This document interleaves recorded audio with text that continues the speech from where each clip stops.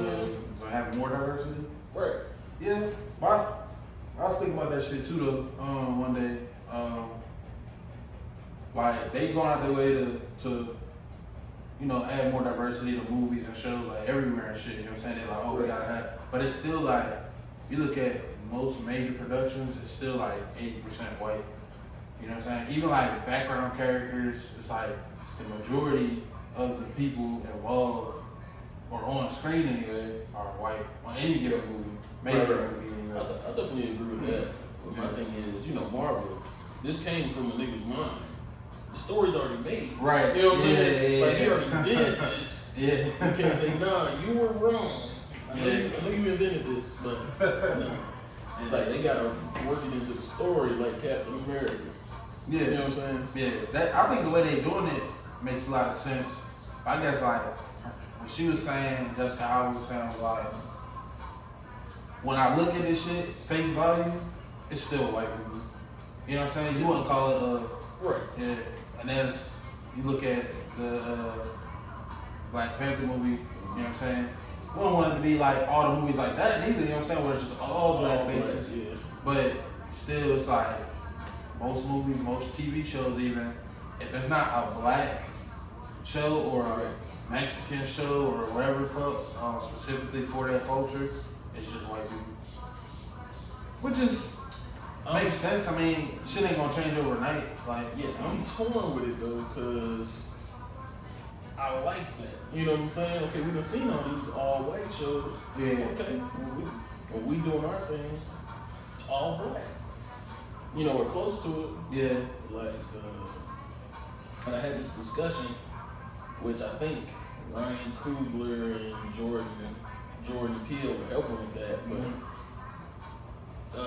You know, I think we had this discussion. We might have, Maybe. but what's the last black classics? You know, classic shows, classic movies. Yeah. And then compare it to what 20 years ago, the 90s, early 2000s. Them bitches, you know, they was popping out, you know, classics every year. Yeah.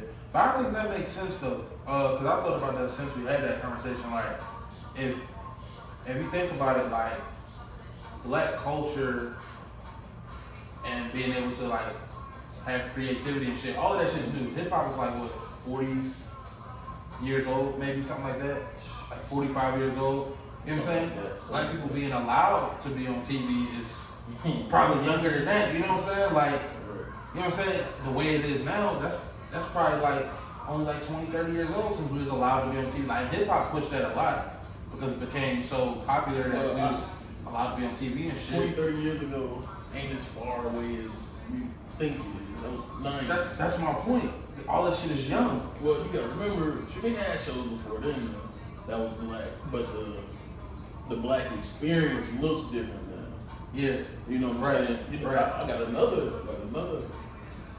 I think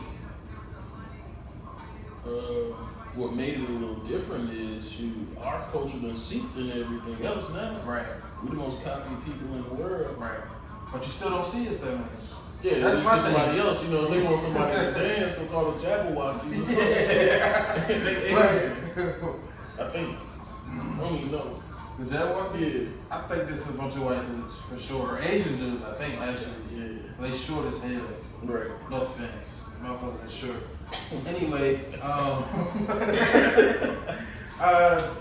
welcome back. This is The Drop, episode 2. My nigga Mike. Randy's missing, but he'll be back next week, I'm sure. I'm Mark. This is The Drop, episode 2. What up, man? Get it, man. How you feeling? You good? Never better, man. I feel good, man. That's what's up. You want to talk about Kyler Murray first? Yeah, let's get him out of the way. I just wanted to put this out there. All right. 2:30. I guess the NFL the only job. NFL, I mean, even the NBA don't do it as bad as the NFL do it, but you can regress, do bad, and get a raise. You know what I'm saying? So that's how you feel about Kyler Murray? He got worse this year, for sure. Like the numbers, everything proves it. Right. And then, you know, if we get into, well, he was injured, Well, that was one of the big knocks on him. He's small. Right. Yeah. Tiny. He's injured every year. Right. Is he talented? For sure. Yeah. Is he a top 5 quarterback? No. No. He's getting, and of course he made his contract just a little more than Deshaun. Yeah. Which I understand, really the Browns fucking market up. Right. Because now probably all these new niggas gonna want 230 at least. Which I'm like, Kyler, you ain't won shit. Your teams, I actually saw some, and this goes back to the coach, Kingsbury. All of his teams get worse as the year goes on. They start off hot, and then even back at Texas Tech. Yeah. So maybe that's if it's, well, obviously he has a good agent, he has a contract. But he's like, shit, that ain't my guy. Coach. It's a pass. Yeah. But, I don't know. I hope he lives up to it. Especially with him being a black quarterback. But. Right. That's always my thing. I don't like seeing the black quarterbacks not get paid or be underrated because they supposed to be a scrambling quarterback or some shit like that. So that's why I don't like when I see shit like that. Like Kyler Murray got what he got. You know what I'm saying? Lamar Jackson got what he deserved. Lamar ain't got paid yet.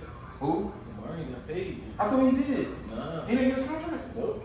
Lamar. I hope Lamar's not making a mistake. But Lamar, he don't have an agent. Lamar represents himself. Yeah. I could have sworn he got paid. Now everybody else got paid. Yeah, he showed up to camp, showed up to the facilities for the first time right after Kyler Murray got paid. So, so he said he ain't worried about the money. The Ravens like, hey, we waiting on him. Right. You know what I'm saying? So he probably was waiting out all the rest of them getting paid to see where the floor started. Well, he gonna get what he deserves, hopefully. You know what I'm saying? Yeah, I tell them, hey, I need a significantly more money than both of them. Right. Or Deshaun ain't played in 2 years. Now what Lamar could do, and I'll get back to Kyler Murray in a second, but what Lamar could do, same shit that Harden was saying he was doing was give me less money so y'all can get the right pieces around me. I'll take the pay cut. Cause like we were saying last week, y'all was saying he can't get no star receivers. No, it ain't. What if they could pay him more? What if they had that right check?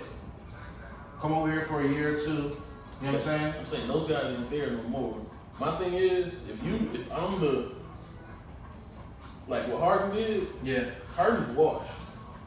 You know what I'm saying? Nah, he's not washed. He's very far from MVP Harden.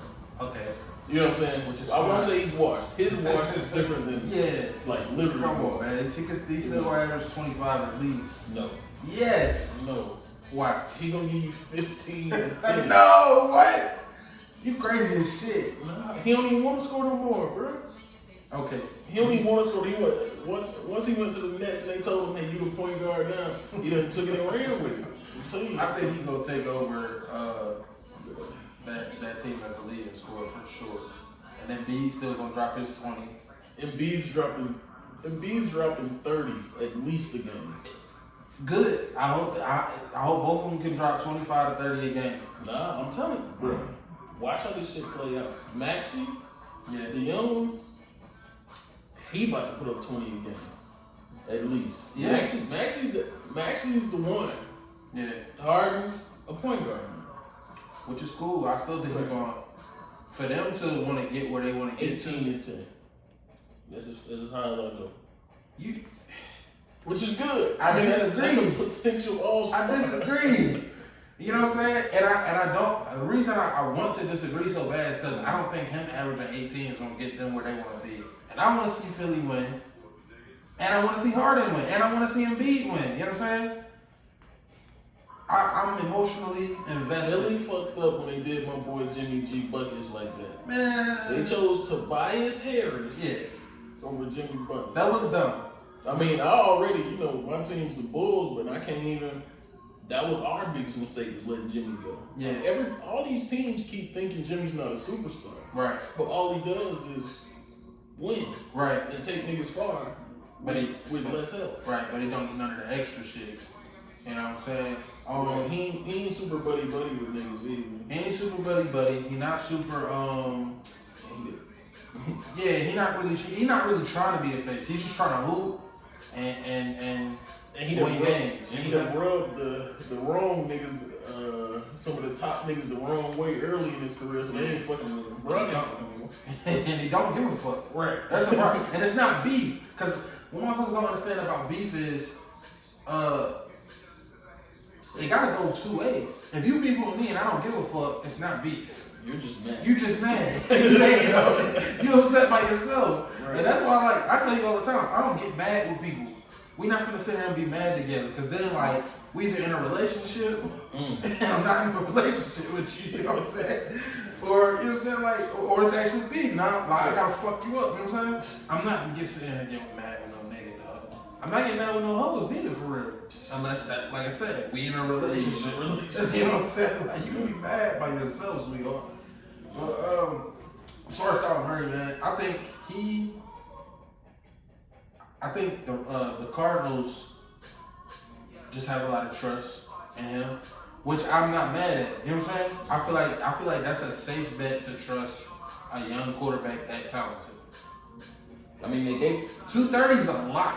That's my thing. For sure. They done gave him, I think 160 is guaranteed, right? Damn. Or something crazy. Yeah, it might be more than that. That's a lot, and I don't know what the whole contract looked like. Because they could probably opt out after on 4 years, but I'm trade him away. You know what I'm saying?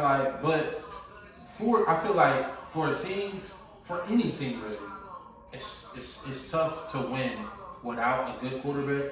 For sure. It's tough to win. Period. It's tough to get to those.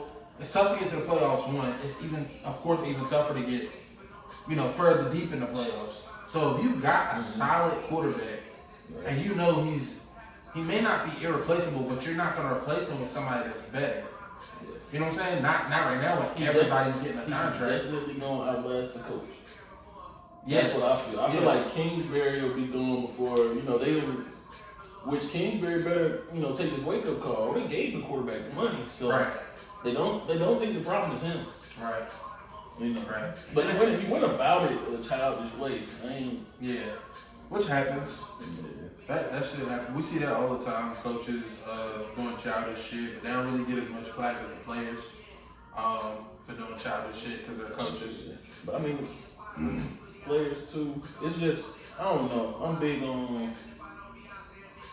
I'm torn. As far as contracts, it's like, we want to get as much money out these billionaire old white guys in the first place. That's just, it just is what it is. That was the plan from day one. Shit. Right. So, it's like, okay, you did that. Right. I want the play to reflect the money. Yeah. And that's what I'm saying. I think it will. I think as long as I think the Cardinals are a solid team. I think they're a really good team. I think not Chandler Jones. No, they lost Chandler Jones. Right. Yeah, Chandler Jones went to the Raiders, so. Right. Defensively, they still gonna be solid though. I'm trying to think. NFC West. That's. Ooh, they third at least. Yeah, I'm like San Francisco, Rams, Cardinals, and Seattle. Okay, Seattle got worse. Seattle might be done. You know what I'm saying? For the next couple of years. The Rams, obviously. Yeah. Super Bowl so they might be second. Okay. Yeah, San Francisco, they're solid, but nobody trusts Garoppolo. Well, Garoppolo, they said trade Garoppolo. They said they're allowing him to search for a trade. Seek a trade, but it's damn near getting too late. Yeah, they fucked up for waiting the way they did, but it's probably because they didn't want him to go to Seattle. Right. And like I was saying about Kyler Murray, and the Cardinals, Jimmy G is not one of the best, obviously, but he's not super trash. He's solid for real. He's nowhere near the top. He's a bridge guy. He's a solid quarterback. But like I said about Kyler Murray, it's hard to replace a solid quarterback. You know what I'm saying? So it's like y'all can trade him away. Y'all either gonna y'all either gonna have the same peak with a new quarterback or be worse off. Because y'all not gonna get one of the top 5. Y'all not gonna get one of the top 10 probably. Yeah. You know what I'm Y'all not gonna get that bad Right. to give one of those picks, probably. Yeah, that's what I'm saying. So it's like, y'all already missed out on, Russ. He made his move. He's good. Deshaun Watson made his move. He's good. Even Baker Mayfield, his move is made. He's, you know what I'm saying? And that, like I said, that wouldn't even been. That probably wouldn't even be better for a team like San Francisco. You know what I'm saying? Probably be the same peak. So it's like, I don't know. I fuck with them giving Kyler Murray his money just because for one, it makes sense because he's exciting. They get, the fans want to come and see him play, especially with all the other exciting players they got. They got a lot of playmakers. Right. That motherfucker, what's his name? Connor, the running back. Oh yeah. The nigga that came from Pittsburgh. He really surprised the fuck out of me because when he was in Pittsburgh, I liked him for sure, but I wasn't sure he'd be able to. I wasn't sure if it was a system thing or it was, him.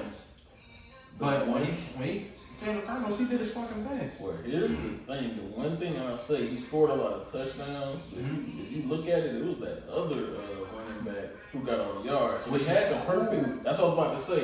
They got the perfect 1-2 punch. I feel like every team's supposed to have that. Right.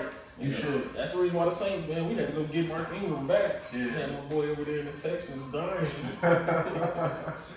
Man, the Saints always been good at that though, having that tandem running back situation. Yeah, man, nobody don't wanna have no DeMarco Murray situation. Right. But that's true. Yeah. Ran that nigga to the fucking ground. Yeah. Then he just disappeared. He wasn't even that old. Right. Shit is crazy. They had CMC going the same way. Yeah, look at them.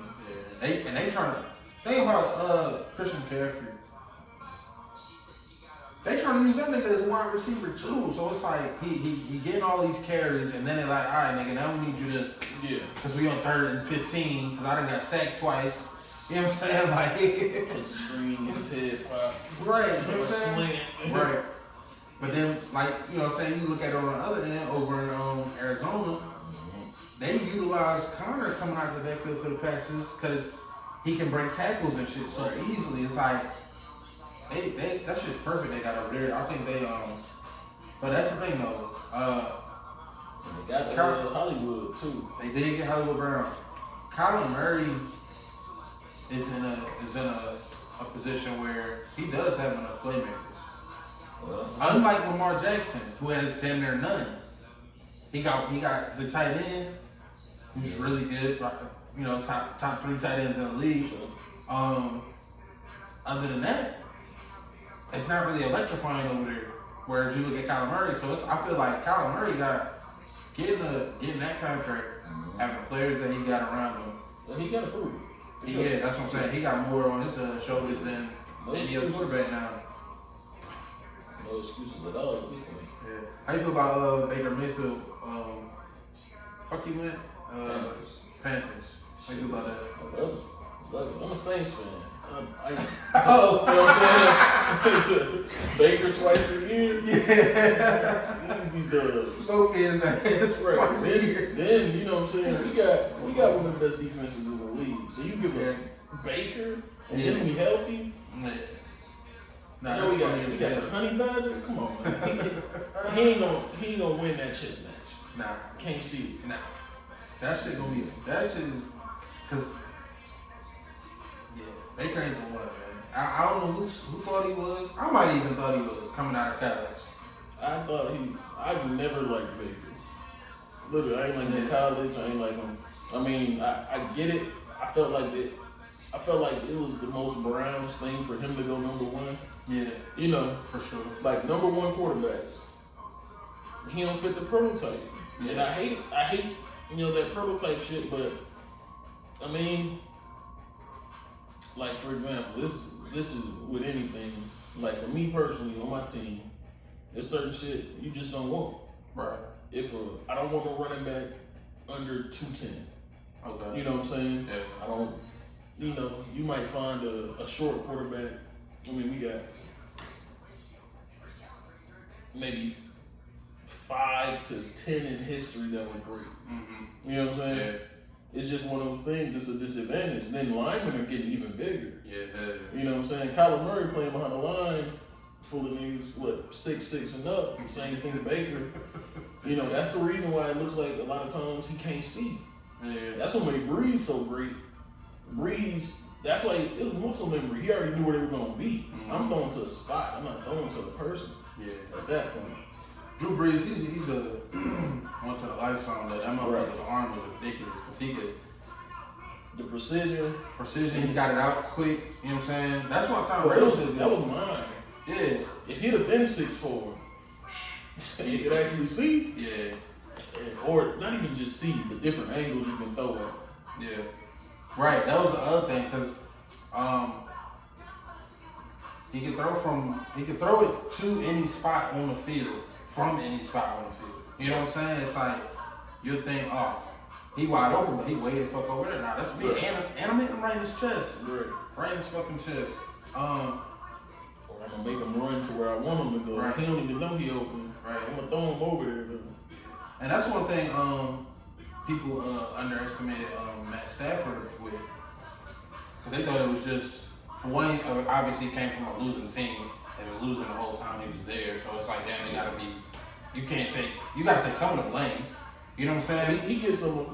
Right, he gets some of it. Then he did have Megatron, so his numbers look good, but they're like, oh, that's just because he had Megatron. But nah, that motherfucker, he was Patrick Mahomes before Patrick Mahomes. That motherfucker slain that bitch. He can do all the little no-look passes. You know what I'm saying? He definitely always had a strong arm. He always, he was one of those. I'll be honest, I still don't feel like he's one of those guys though. Even after Tom Brady and A-Rod? Not even the Tom Brady's. I feel like he's above average, but I don't put him to great. You know what I'm saying? I got to disagree. I understand. I'll explain it a little more. It's like, and I hate knocking people because of their team, but I feel like it matters. Yes. We've seen what Tom Brady produced with. Yes. We've seen what Drew Brees produced with. Yeah. You know what I'm saying?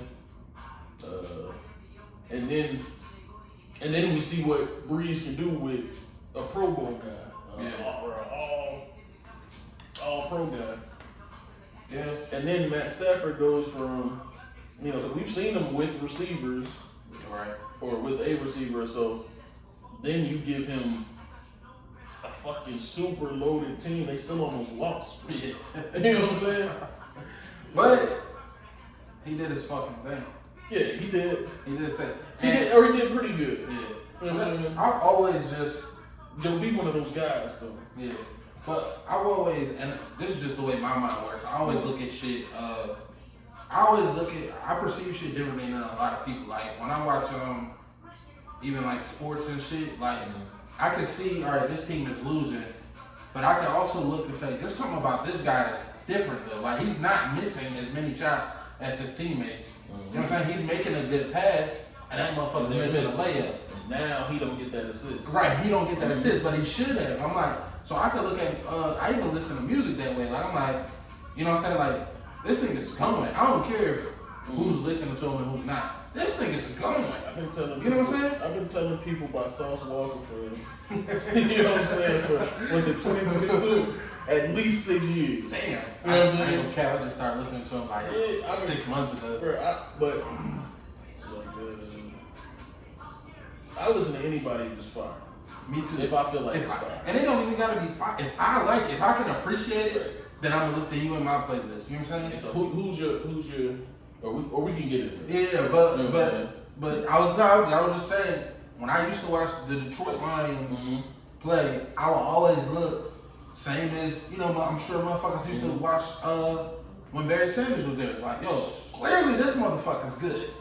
His team's trash. But clearly this nigga's good. That's how I used to watch when Matt Stafford was there. I'm like, yo, he's really good. Like, he's a really good playmaker. He can sling that ball. Half the time he's running for his fucking life. He's fighting for his fucking life. And he got sometimes he'll still make a perfect pass. I'm like, multi people. But there's another quarterback like that where I'm like, y'all gotta chill because the passer, Cam Newton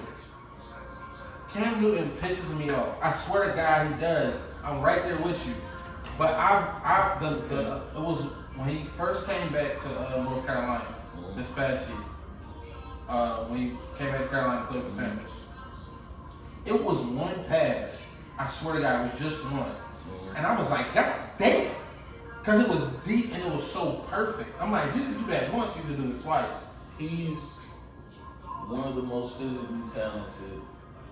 His windup is too long. Everything's telegraphed. Everything's. That's true. You know what I'm saying? That's his biggest problem. But he can't make any pass. My biggest problem is he was officiated so terribly early in his career that it shortened his career. Yeah. Like I'll always say, I've seen him get helmet right to his fucking face mask, right to his fucking chin, all that. The refs say play ball. Yeah. You know what I'm saying? And I'm like, bruh, you can't. Yes, he's bigger than the person that hit him. Yes, but he's standing still. Right. I don't care how big you are. Yeah. If somebody over 200 pounds runs full speed to hit you as hard as they can, it's gonna hurt. Right. Yeah. Or at least you're gonna fall. Right. You know what I'm saying? Nah, that's just gonna hurt either way. Like, that's what I'm talking about. Muscle don't make you impenetrable. No. Like, muscle make you be able, stronger. Right. You know what I'm saying? So you can run with force. Right. Muscle will, make you look good. You know what I'm saying? If you want to look good, but it don't make you. You know what I'm saying? If I stab a nigga with muscle, it might be easier if I stab a nigga with fat. You know what I'm saying? Like, That's a fact. Yeah. Not that I stab niggas. You know what I'm saying? But my fat ass cousin got stabbed like 6 times. He was so fucking fat. yeah. He wasn't even life threatening. I'm talking about he got stabbed in his chest. Damn. Yes, he was fat as fuck. Or That is fat nigga as probably fuck. thought he got his heart to like stab. That's what I'm saying. Yeah, no, he got titty. You got all titty, nigga. yeah. He got poked up in his own house. That's funny, yo. That's funny as fuck. But it was just Cam Newton pissing me off just like he pisses everybody else off because we all know he has the talent, he has the fucking mechanics. Like if I was to build a quarterback, it would probably look and plays almost like Cam Newton, just not. He's inconsistent. I don't know, man. It's just it seemed like the nigga went into a depression or something after that Super Bowl loss. Like, Well, bro, you gotta think about it, man. And that's the thing I say with certain folks, like the Cam Newtons, the Ben Simmons, they've been like you gotta realize they've been bigger than everybody, faster than everybody, better than everybody their entire life. Yeah, You know what I'm saying? From probably 7, 8, 9, like. I mean, to get 6'5", 250, yeah, you probably were big in middle school. yeah. You know what I'm saying? Yeah. To get 6'10", 250, Right. you damn sure were big as fuck. You know what I'm saying? So Yeah. when you finally meet your match, Right. you know what I'm saying? Or that one decision, I mean, that shit would haunt me. All you gotta do is dive on the fumble. That's it. You probably secured a Super Bowl win. Yeah. That one split-second decision where, but at the same time, that's the same way Drew Brees had his arm turned around. Yeah. You know what I'm saying? So, Yeah. but fuck it, for the bowl. Yeah, for the Super Bowl, you gotta go for that ball game. That's just nuts. But you just gonna ask me something.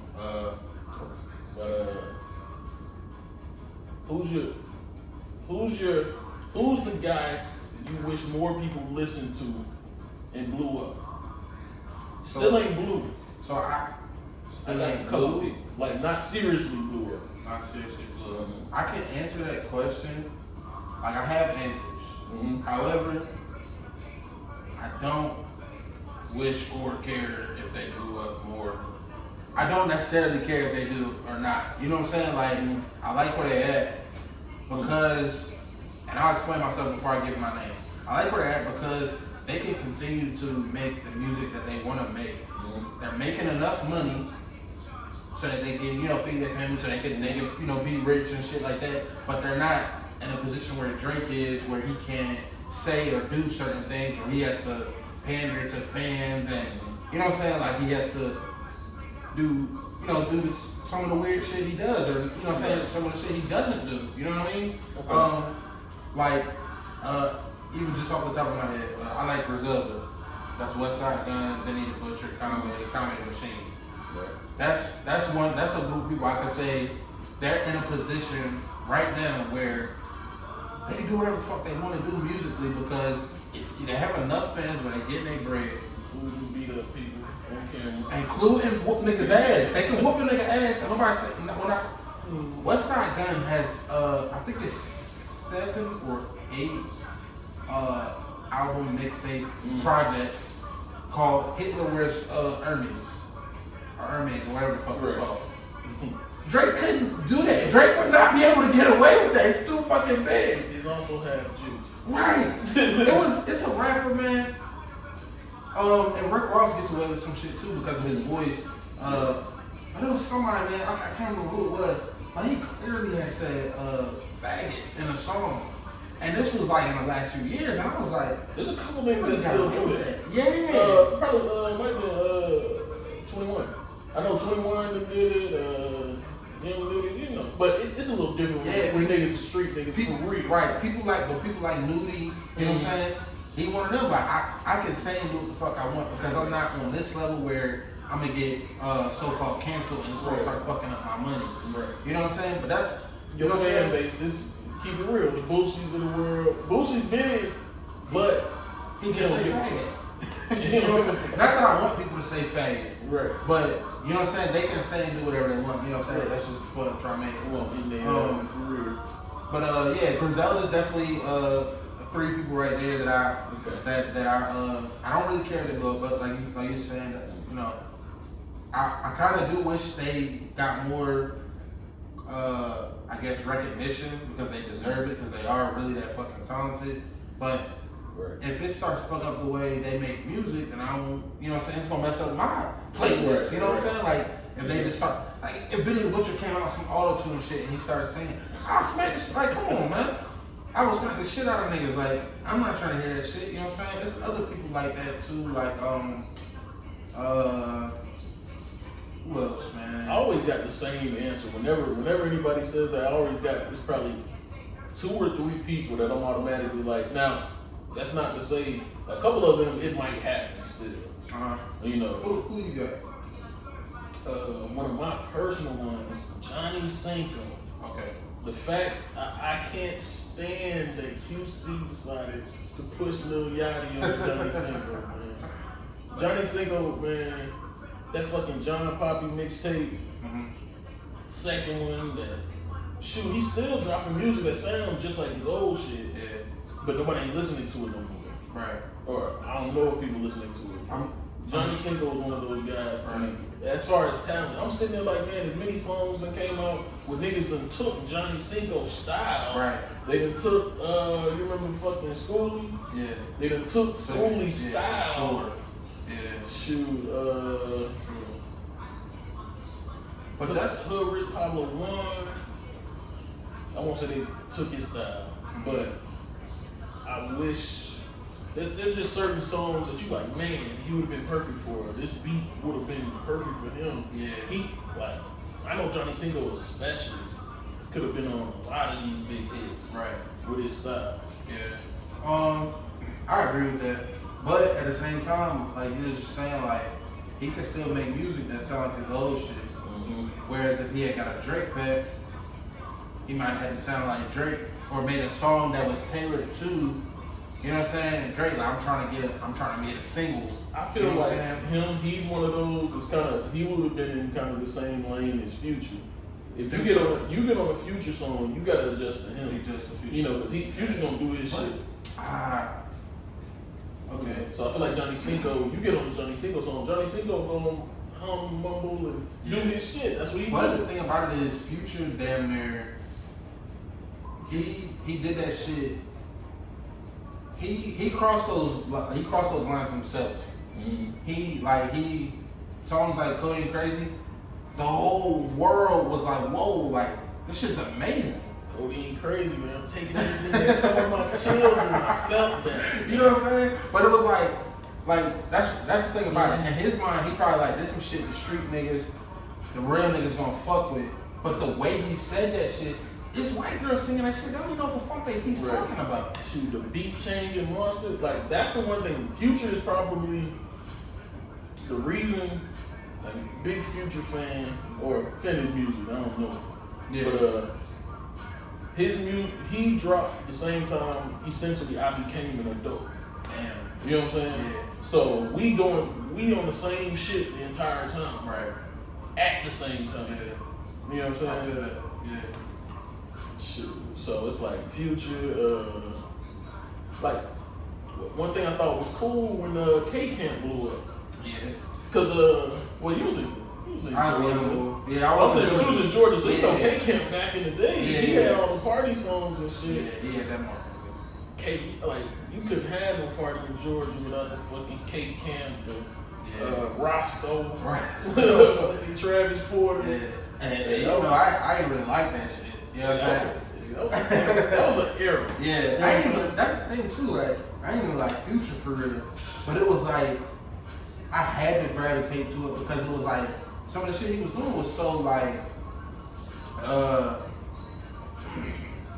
unheard of. You know what I'm saying? Like nobody, like people was doing auto tune, but that nigga's voice was like damn near already in I auto was tune. just about to say Like, his that voice nigga danced with it, so you can't. Yeah. Yeah. And then he, you know what I'm saying? The way he would, him and the way they vocalize shit, it's like you can't sit there and say, oh, they're singing. Like I'm not putting them in opera, but they vocalize and shit so that it's entertainment. Bro, I had this conversation. You know, matter of fact, with old buddy, something earlier, but we had this conversation. I know you talking about. Yeah. Yeah. Soft that Like. Right. Right. What I look for in music is different than other people. Right. Like my thing is, like I won't say I'm a strictly beat person, but music is the compilation of everything. Yes. So if you rap on a whack beat, I don't want to hear it. You know what I'm saying? If your, I guess, cadence or the way your delivery is trash, you can have the right beat, the right lyrics. Yeah. I mean, we heard Quentin Miller say the same lines as Drake. Yes. You know what I'm saying? But shout out to Gucci for featuring Quentin Miller like literally a couple months ago. I did. I did that.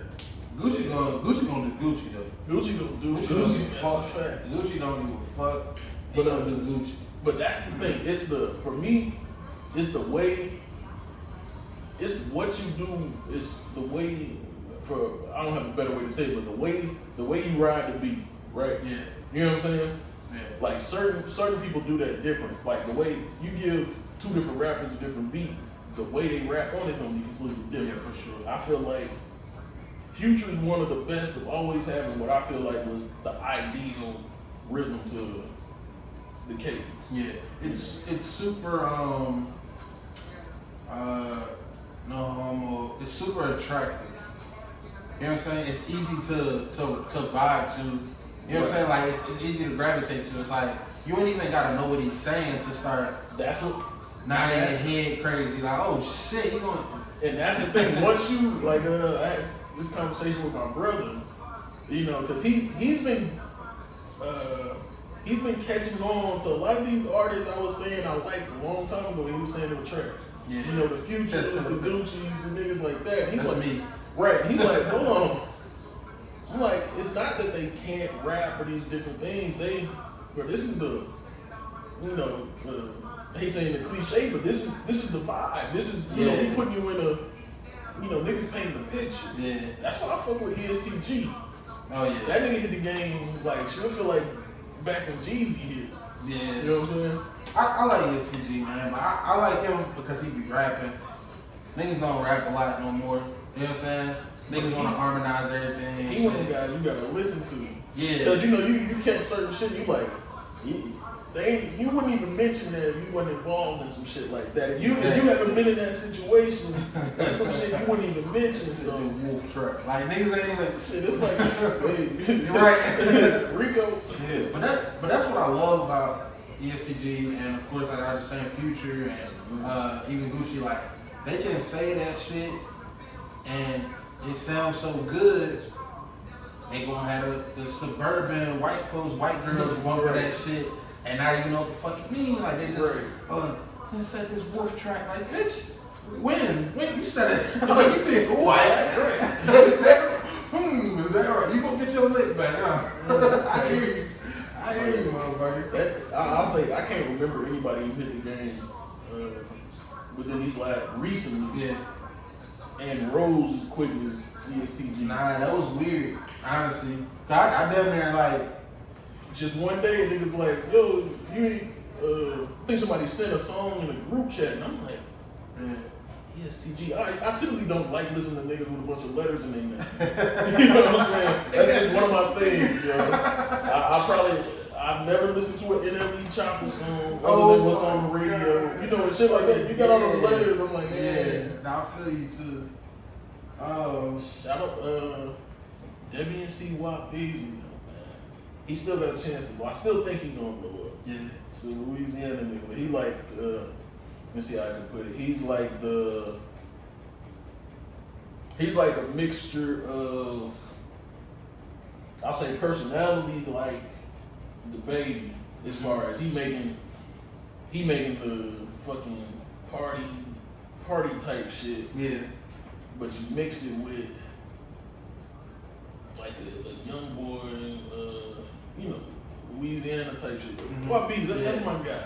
I'm sure. Then he be talking. He talk shit in a different way. Yeah. You know what I'm saying? Where it's funny, like, kind of like the Baby. You know, the Baby say shit that's funny. You know what I mean? Yeah. Nah. But besides that, like I haven't really listened to underground shit in a long time. I used to be so underground heavy, right. But then I just stuck with them that I came up with, like Joey Badass. Even Chance was barely underground. He made like one tape before he was super like a super pop star and shit. Joey Badass, J. Cole was my nigga. He grew up fast. I mean, he blew up fast a little bit too. Yeah, he was pretty fucking talented. Yeah, right. I was listening to a lot of Big Sean before he was hot. Yeah, I don't even listen to him once he got hot, bro. First, Finally Famous? Those mixtapes, yeah. I was putting people on them like back in what was like 08, something like that. Then once he blew up, he still could rap. I just don't. Yeah, for me personally, he started making too much like poppy shit. But I still like there's his album. It was called Ass. Yeah, I couldn't really get jiggy with it, you know what I'm saying? But and then like I don't like, and see that's what I was saying too. Like they go right back to there's certain artists that can, like I said, they can keep making the same type of music because they don't really give a fuck about being the superstar. Right. You hear a song like the joint he had with Chris Brown, Big Sean, like it's my last. I like that song. Right. I mean, it was a catchy song and everything, but I don't really remember Big Sean's like bars from it. Maybe a couple lines if you played it came on. I might be able to sing along to a couple of lines, but the major part I remember is Chris Brown saying "my last." That's King Brown. Right, that's what I'm saying. That's Chris Brown. Yeah. If he leave Chris Brown off of that song, or if he just the songs that without Chris Brown, that's what I appreciate more. You know what I'm saying? I don't really want to. And I'm not saying this is right. I'm flawed in the way I listen to music. I don't want to hear a lot of features. If I turn on a Big Sean album or a Big Sean mixtape, or you know what I'm saying, I want to hear Big Sean, and I want to hear Big Sean rapping. I don't want to hear this nigga harmonizing.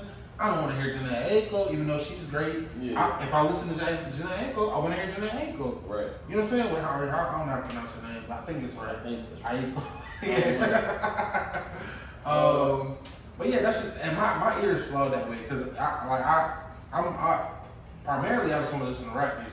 So if I turn on, if I feel like a rapper is really really good, and I turn on his shit, and the first thing I hear is Justin Timberlake singing some shit, I'm like, you lost me already. Even if it's good, I might not come back to this because I just want to hear you rapping. Okay, we on the same page with that. Like, I like my rap and R&B separate, but Yeah. when it's done right, When it's done right, for sure. yeah, like that fucking Heat, that Chris Brown and Gunna, Yeah. that shit was fire. You know what I'm saying? That's fire. But see, and that's the thing too though, because you say Gunna, but he one of the motherfuckers who Kind of harmonize. So it goes better. It goes better. Goes better a little bit. It goes together a little bit better. Yeah. I got a couple. And it's a lot of older ones I used to really fuck with, like when Fab used to get into his bag with some of the singers and shit, and Jay-Z and them. But you know, that's just like I said, my ear is flawed in that way. I don't think it's the right way to listen to music. Cause like, well, I like my thing is, like for example, the reason I said I agree with you is because like rap, I like rap as rap, right. but R&B I like it completely separate. Completely R&B. You know what I'm saying? Like I'd rather listen to, if I'm a listener, but I don't even like nowadays R&B for real. Yeah. You know what I'm saying? Like I'd rather go back and listen to some old shit that. But I don't like how our new R&B artists are conforming to sound like new R&B. The nigga from artists. Kentucky though was straight. Bryson Tiller. Bryson Tiller. That's my nigga. That's what I'm about to say. That's my nigga. That was good. Yeah, but see that's the thing though. Bryson Tiller did his shit so well where he was singing over hip hop beats and even like doing a little bit of like on his whole project he did a little bit of rapping. Right. Which I really liked. That shit was real good. But then you got the next person, whoever it may be, they like, I gotta do that too. Right. Nah, man, just do what the fuck feels natural. You know what I'm saying? Like you're not a rapper. There's certain things you just can't emulate. They Right. got that. Yeah, and that's why I like differently. Yeah, and that's why I like, and this is totally outside the box for me. I listen to Adele's whole album. I listen to the whole album, and I like that shit. And I keep playing it. Like when I'm chilling or sometimes I'm in the shower, I play Adele's whole album. And it's because, well, not the only reason, but one of the reasons is She's good at her craft. she's good at her craft, and that shit is authentic. She's like, you know, this is the type of music I want to make. I'm gonna sing how I want to sing because I can sing. You know what I'm saying? Like I'm gonna sing this way because I know how to do this shit. Right. I'm not trying to put it in auto tune. I don't need to. You know what I'm saying? And I think it correlates too. When it's authentic and it's coming from a real place, it's going to sound better. And that's man. I'm gonna have to tell my brother watch this. You know what I'm saying? Cause that's when we talk. You know, when we talk about the reason music's different to me. Like it's hard for me to find new artists that I like. Yeah. You know what I'm saying? Cause I'm like, nigga, when I started listening to Gucci, this is 06. Yeah. He's not lying. Right. And we know that. You know what I'm saying? Yeah. You know, which is good and bad. Yeah. You know what I'm saying? The fact that's all I want is authenticity. All I want to do is if I won't listen to you if I feel like you're lying. Right. Except me though. You know what I'm saying? Niggas lying? Niggas lying. I ain't got nothing. I don't know nothing about that.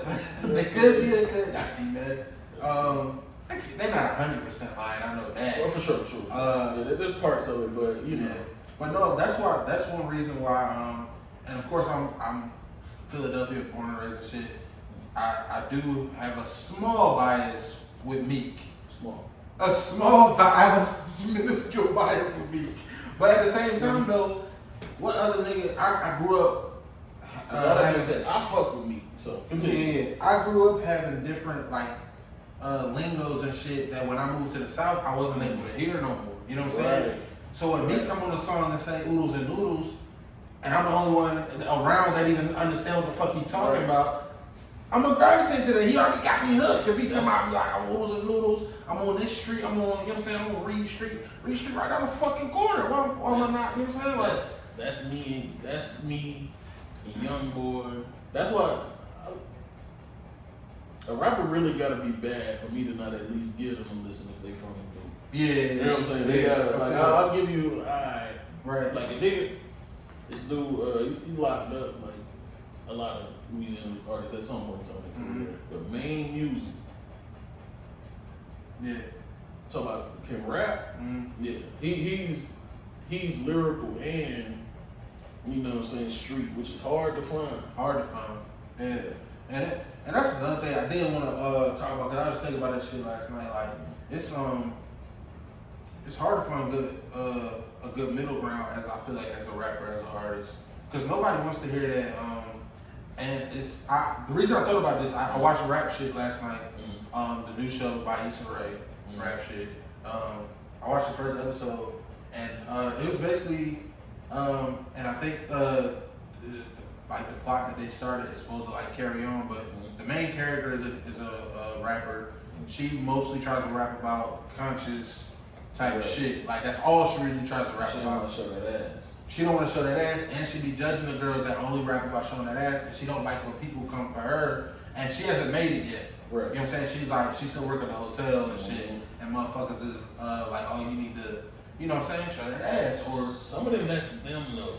that's them, you know what I'm saying? right? But my thing is like, I think, and like, you know, almost like with black people in entertainment, period, right. Women are now just being allowed to express themselves freely. You know what I'm saying? They haven't been able to do that much in the past. Well, they get pigeonholed, man. Pigeonholed. You know, Yeah. okay, well, you the girlfriend, and you know we're gonna put you in some sexy shit. Right. And, Yeah. you know, Right. Yeah. I mean, mostly like making good like 90% of her career. yes, and mostly like a lot of the women that we grew up watching on TV was video vixens.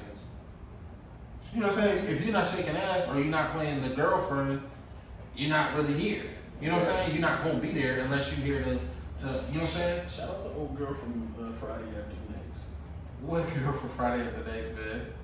The main Yes. Oh yeah, You know what she was it's cold. called? Yeah, that's what I'm saying. Yeah, shut up. Yeah. That's just a side note. That was completely random. Yeah, that's a side note. When you was talking about that, the one you see on there, I'm like, you know, That's funny as fuck, lame. yeah.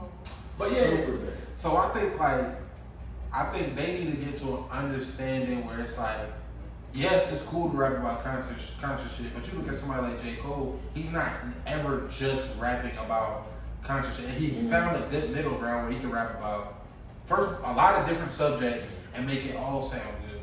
You know what I'm saying? If you get up there and just start talking about activism and sexism, or you know what I'm saying, like I'm not listening to this. nobody's gonna listen to that shit all day. I might, even if it's fire, I'm gonna be like, that was pretty good. You know what I'm saying? I'm not gonna try to listen to your project if I know you're doing that Right. the whole project. Now, if you come with that shit and then you come with some street shit or you come with some real shit about how you grew up and then you come, you know what I'm saying? That's all I want is real shit. If that's really, I mean, that's the thing. If it's authentically, It's authentic. Yeah. but that's goes to another thing. You know, when I was talking about the thing I like, I'm not big into the poetry rap as Okay. far as you know, because I feel like it loses some of the authenticity if you done sat and thought about it for. You know, we don't know how long it takes somebody to make a song. If you sat and thought about this song, you made this song, you know, it's taking you 10 days, 2 weeks, months, years, Yeah. you know, but this is your, Right. you know what I'm saying? That's not the music for me personally. Yeah. I want to, you know, the type shit just off the top of your head, you know, the type of shit you hotbox in the car and niggas Right. trying to freestyle type shit. How you feeling right now? Right. Don't try to make up a feeling. Right. I feel what you're saying. Yeah, I get that. But also, I will say, the people that are good at it, you know what I'm saying? If you can really paint the picture, that's my thing. Paint the picture, put me in the situation you in. Make me understand that, Yeah. you know? Yeah. And I think somebody like J. Cole, him being like the epitome of somebody who, you know, he's conscious and, you know, but he's also found that middle ground to where everybody can listen to him. Most people can listen to him anyway. But he Fayetteville's a says, nice place. huh? I said Fayetteville's a nice place. I used to live there. Oh, for real? Yeah. Okay. I throw that out there. Okay. But he, yeah, it's like, but when he interviews and shit like that, he says that he takes his time. He's somebody who, you know, I sat here for a few days and wrote this song. You know what I'm saying? But I feel like him is just. I feel like he can tap into feelings. Right, Tap he's into tapping. those- Yeah, you took the words right out of my mouth. He's tapping into some shit that he just has to put into he has to put it in a way that motherfuckers can gravitate to it. You know what I'm saying? Right. Whereas somebody like Future, people are gonna gravitate to it because of the way he harmonized it and because of his voice and because it sounds so grimy. Like the You thing know what I'm I saying? hate, you know, So you don't have to take that much time with it. this reminded me of something. One of the things I hate about certain artists, I hate artists that can't pick their singles. You know what I'm saying? They pick terrible singles. Yes. Or, you know, when you were talking about they get so big that, you know what I'm saying, the machine kind of decides. I feel you. 'Cause that's how I feel about Kevin Gates. Okay. Kevin Gates, you pick the right shit, you go to his mixtapes, or don't even go to his mixtapes. Listen to him freestyle on somebody else's beat when he just get into a mode. Yeah. You know, he one of them that start talking, saying too much, and it's like you gonna get indicted again. You know what I'm saying? But Yeah. he actually can rap or put you in a situation, put you in a mode where if you done been through some of the shit. Yeah. I'm talking about. I like Kevin Gates, but that kind of goes back to that lingo you was talking about earlier. Like there's certain little shit, you know, a rapper from Louisiana might say that somebody else might not catch. Right. Yeah. Like talking in language. well, there was a bar that that young boy said once, and I'm like, oh, and he talking about it. Yeah. Like he said something about how that shit go? Well, long story short, like, you know, in Louisiana, cross between your eyes, it ain't the same thing as everywhere else. Mm-hmm. You know, that's that soldier sign, so that's 5 bodies. Oh damn. Yeah. Right. You know what I'm saying? So it's different down there. Right. So he said something put that. And then he said something about something, and you know that he got 5, blah blah blah. Yeah. And you know, if you don't know nothing about it, you wouldn't even catch that. Right. You just saying you was talking about it. They ain't gonna feel it. And this is one of his big songs, so you know, white folks, everybody singing, nigga, put that cross between your eyes, thug like, right. Like, I don't know what the fuck going on, but it sounded cute, you know what I'm saying? Yeah. And that shit really do be funny too, man, cause I done been in parties and shit, and young boy come on and everybody and their mama start singing along to that shit, and the motherfuckers be getting emotional too, and I'm like, y'all not even. I'm saying, the nigga, that's the thing. If somebody really pours they self into their music, You gotta feel it. that's what I'm saying. He one of them. I feel like he makes just the same way as Future. They said Future makes songs fast. Yeah. He makes songs super fast. I think they made that whole. I think Drake said him and Future made that whole mixtape, the first one, in a night. Damn. Maybe a night or 2. That's crazy. He said Future could do, but Gucci was the same way. They did the same thing. That Free Bricks mixtape, he said they made that in a weekend. That's crazy. Yeah, them niggas, they just give us a beat. Give me a second. All right, boom, we freestyle. Yeah. No writer's block. They're not writers. They not. Yeah, that's another thing too. Motherfuckers be off one. But I've been in a studio with a friend, and it's funny because I think he's talented. You know what I'm saying, but he doesn't. Like I said, he don't really sit down and write. Sometimes I tell him like, yo, nigga.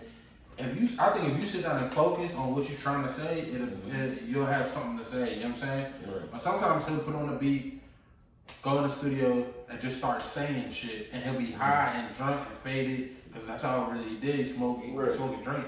He'll be in the studio and he'll just be saying the first things that come to his mind. Sometimes he'll be repeating shit he said yesterday because it's still fresh on his mind. You know what I'm saying? And but somewhere in there, it'll be like something cold. And I'm like, whoa, take that out.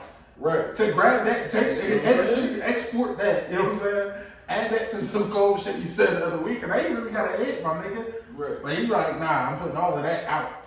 You know what I'm saying? I'm releasing all of these songs. Oh. You know what I'm saying? Like, I just freestyled for 5 minutes. One part of it was cold. The rest of it, I'm just freestyling. You know what I'm saying? It's authentic, but at the same time, it's like, a lot of this didn't come together well. That's Gucci. That's Gucci. Gucci. Every song you made, he put out. Or he said a lot of times it'd be the producer put it out on him like that fucking pills. He like, yo, they told me wasn't supposed to release that. It shit turned out to be a hit, so he like, I ran with it. But yeah, he said, nigga, I was rolling. Right. But, Yeah. yeah. I do like this whole, the new platforms, you know, artists and shit got, because we find it out shit we weren't supposed to know. Yes. Like, which makes it that much more interesting. Yeah. Like, this was one of the, I mean, imagine the fucking songs these niggas got in the vault that they didn't release. I mean, if that's something you held back, man, ain't no telling. And that, yeah, I think it's pros and cons to that shit of like not knowing what to release or release. Like you think this a hit, but you know what I'm saying, you holding something else back because you don't know what the fuck people gonna gravitate to. Right. You have no idea. Like, I mean, you kind of have some idea, but I feel like I got the ear. you think you got the I ear? feel like I do. Shit, you might, but that's I've made music before, and I've been around people that make music before. Mm-hmm. I'm like, I like it. Like if I say I like this one, like I said, I think my music here is flawed. So I might like it. I don't think everybody else will, or I don't know if everybody else will. Or it'll probably be for a certain audience. Or it'll probably be You know for a what I'm certain saying? audience. You know what I'm saying? And that right, like, yeah, that it's just, yeah, they got it. It's hard to figure out what people gonna gravitate to. But I like somebody like Dirk who, like, just like Gucci. Mm-hmm. I thought he was putting out too much music. That's my opinion on it. I think he puts out way too much music because he'll put out a project and people will be like, oh, I only like some of the songs. I don't like these ones, blah, blah, blah. But it's like, it's hard to figure out which ones you're going to like. But And the other half might like this half. and what I was gonna say about that, some of my favorite songs are the songs, you know, the songs a lot of folks might skip. Yeah, You know what I'm that's saying? a fact. Especially I mean, my favorite artists, you know, or artists plural. Yeah. You know, the niggas that put out a lot of music, Yeah, the Futures, the Gucci's, the shoot, even the NBA. NBA, man. Yeah. But the thing I learned with NBA is, you know, I might think like, oh, this was a throw-in song, then next thing I know, a week later, I hear it in somebody's car or some shit like that. Like, YoungBoy, man, he really got this shit on lock right now. You know what I mean? And I think he's one of the people that you can tell this just him. You know, this is more like a fucking diary type shit. Man. Yeah. So it comes easy to him. Yeah. One thing, and I honestly, you know, I ain't gonna get into it. I hate that Dirk and NBA and them don't get along because they're similar in a lot of ways, like especially the way they make music. Like it sounds like when I listen to Dirk, when I listen to YoungBoy, it sounds like them motherfuckers are really in a studio all day, and so whatever they feel is going on that mic. That's literally from what it said. that is it. Yeah, that's it. Like whatever I feel is going on this mic, and guess what? The niggas that treat being an artist, they really treat this like their job. Right. Yeah. Mhm. Yeah. And it's like, as soon as I make this shit, guess what? You gonna hear it. You gon' I'm not really trying to hold this shit back because I really felt it. yeah. You know what I'm saying? So I mean, I feel that right there. The artists that make a lot of music and put out a lot of music.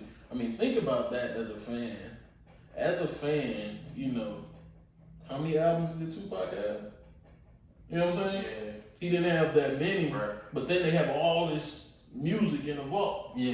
You know what I'm saying? Imagine if he was releasing all that shit as he went. Yeah. I mean, Yeah. And that's crazy. Yeah. And that's sometimes that's on the artists, like, cause they're just kind of like, I don't know, but sometimes that's on the major labels too. Right. Like, oh nah, we want these songs. But I feel like if a rapper signs a contract, in that contract should be, I get 100% creative control over what the fuck is released.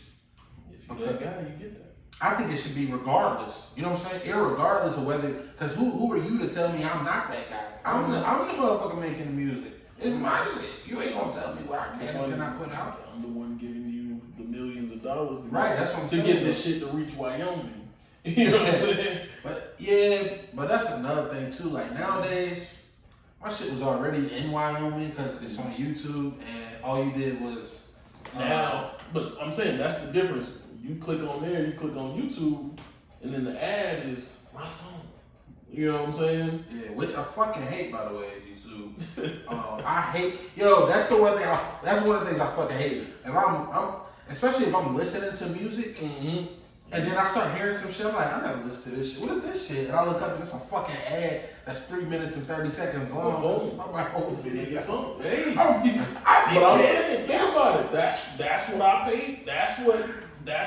That's our agreement. Right. You gonna get this shit everywhere. Right. I want people to be annoyed. Like, man, I just heard about something. Granted, that shit don't cost that much to do. To make some shit an ad, you might spend like $50. I believe. I don't need a label to give me $50. But I mean, to make it reach everywhere. You know what I'm saying? But I don't think they have that. They may put a little bit more bread into saying, yo, we want this everywhere. Like, you know, okay, yeah. Like, for example, you can pay, like, if you Google something, you can pay to have your name be your whatever business be the first ad that pops up. But that don't cost that much. Like, Now, I believe that. Right now, it might cost a little bit more to have it on every social media app where you keep seeing my shit. Cause I know, like, I know sometimes I don't listen to a lot of Drake.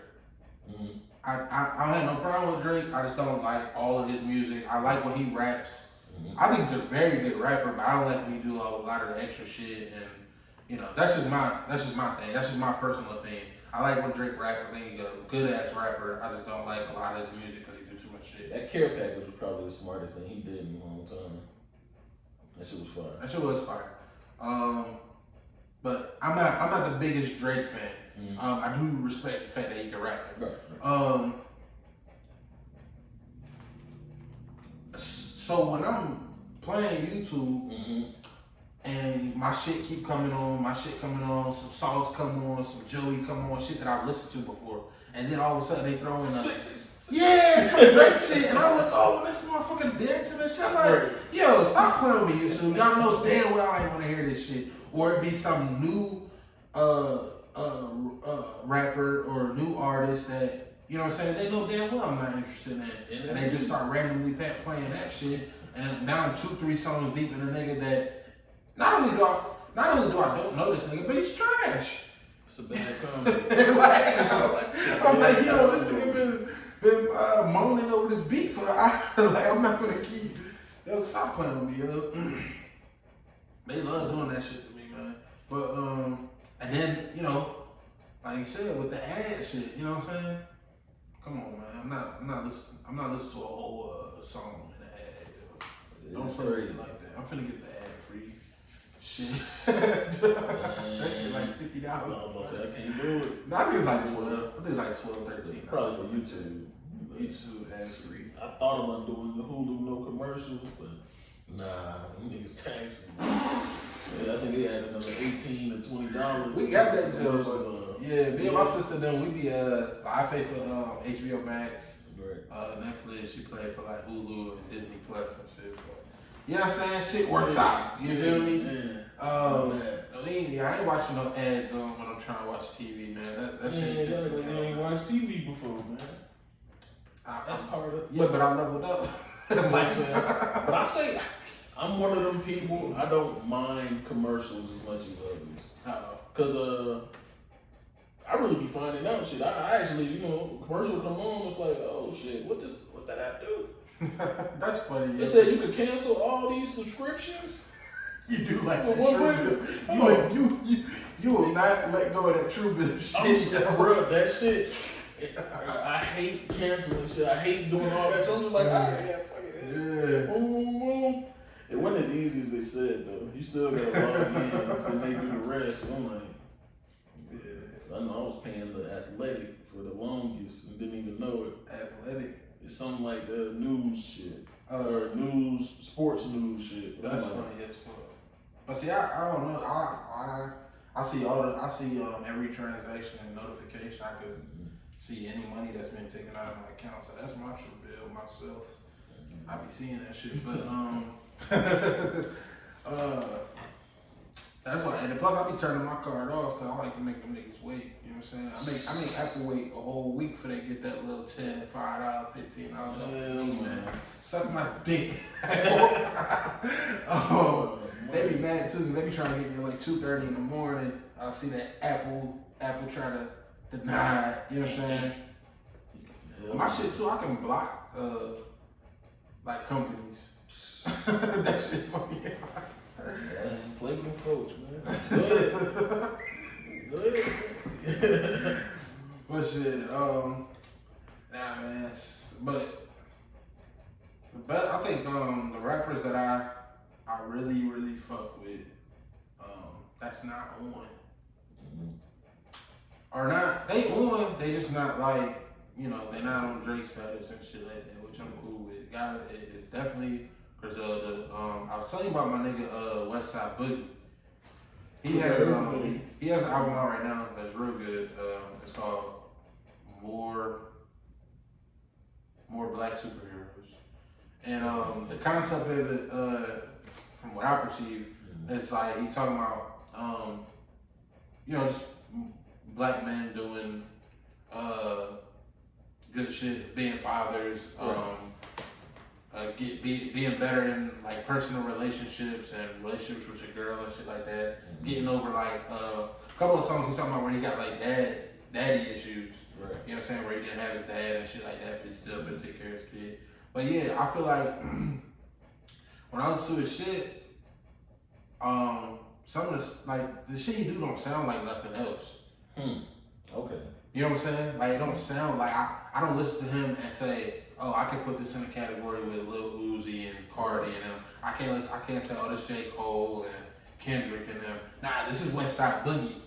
Okay. The whole album is Westside Boogie. You know what I'm saying? Yeah. He got Soulja on his album, and it don't sound like, you know, a Soulja type song, but Soulja had to get on there and do his thing, like, you know what I'm saying? But it was like, it was a good beat for Soulja, but it wasn't like You're talking about Soulja Boy. Soulja Boy. Yeah. Okay. Soulja Boy on there, man. He kept him on there. I'm like, yeah, you know what I'm saying? Yeah. Shout out to Kanye. Yeah. But yeah, that's one thing that I really like, when I can listen to an artist and I like that shit and they don't have to conform to a category where they feel like, you know, they gonna get dropped from their label or some shit like that. And I'm pretty sure he is signed to a label. I think he's signed to I don't want to say because I'm not sure, but I think he is signed to a major. But he can just make the music that he make. You don't have to worry about people saying, "Oh, this shit got whack." You know what I'm saying? You know, like you know what I'm saying? Because it's like I'm making the same shit, and I'm not that big, right? So I don't have to reach certain communities or reach certain people. I don't personally hate. I won't say I hate when an artist change. You know, because sometimes some people adjust accordingly. Right. Future adjusted accordingly. Yeah, he changed for. But you know, then there's the Wiz Khalifas of the world. You know what I'm saying? Yeah. Shit went a little different. But yeah. Yeah. Somebody like Wiz Khalifa though, he funny, man, because I feel like he just don't even give a fuck. I was just about to say that. It's like he did his thing, he got rich. Whatever he do now is just like, I'm already here. Like, I'm giving you what I'm giving you. Smacked up old girl. Who? Clapton, really. Who? His baby mom. I forget her name. Wiz Khalifa? Yeah. Nigga, I was just saying. He getting some good pussy out here. That's what I'm about to say. Like, that's not I don't care what nobody says. That's not a bad body. You know what I'm saying? You know what I'm saying? I don't like the tat on my forehead now. That shit look crazy. Don't matter. Yeah. Be down here. And and the pillow. Don't smudge the pillow. But nah, yeah. I feel like he just don't even like. It don't even matter. Even like somebody like Snoop Dogg, probably the biggest entertainment top. He one of the biggest entertainers ever. I was just about to say. Yeah, across the world, across the globe. Yeah. He can do whatever the fuck he want to do. You know what I'm saying? I done seen that nigga on the Arabian commercial, man. Look at this shit up. This shit is hilarious. Yeah, He like getting the bag from everywhere. right, and like he could still hop on a song. He was just on something. Do they got a song in NBA? I don't know. It's one of them young niggas. He had a song, with, and I was like, this don't was it even fit. Or was it Kodak? It It might have been Kodak. was It might one have of been the young both. dudes, but Yeah, yeah, I mean, it was I'll so say- weird. yeah, I was about to say, I didn't like it. I didn't like it either, but it's like you can't say shit. Right. You know what I'm saying? 'Cause- right, it's Snoop. Like it wasn't the worst, cause you know what I'm saying. But It could always be worse. it could always be worse. You know what I'm saying? But it's Snoop. He don't give a fuck. So what's the point of even saying, yo, this isn't good? Anybody in the studio with Snoop like, yo, this isn't good. Yeah, that shit trash, Snoop. He was like, okay, like, putting it out. Give me the blunt. Right, nigga, are you high enough, money? Like, Now listen, hold on. you surrounded by money, my nigga. Like, don't worry about that. Like, It's a hit, trust me. yeah, it's funny that the two niggas who seem like they don't give a fuck is the niggas that's always smoking and shit with. There's a correlation. Yeah, definitely a correlation. They get money, they happy. You know what I'm saying? I say that's one of the ways when I really was like, yeah, these rappers really getting a lot of money.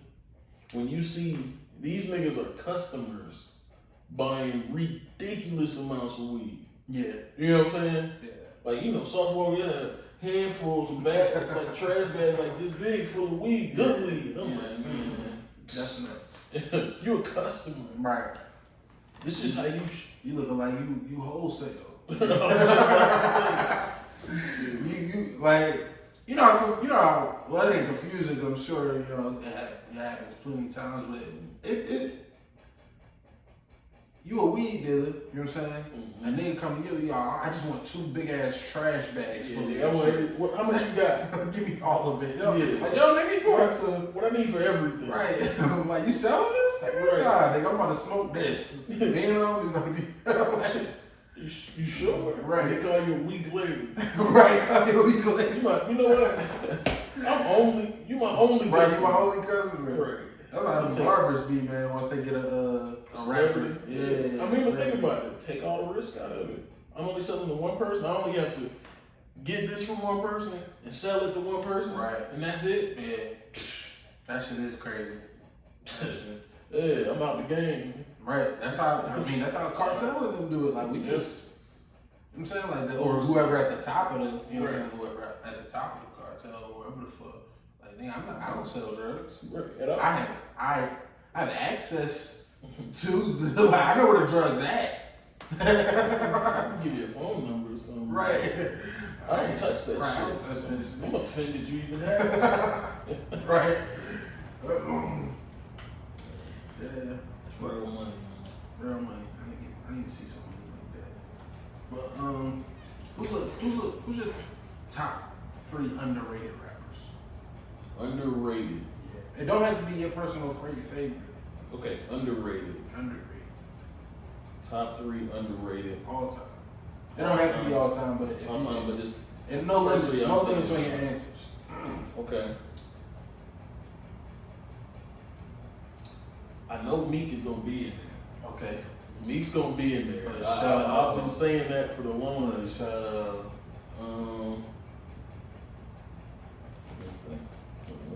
I gotta look at some artist names. I know one for me for sure is Meek.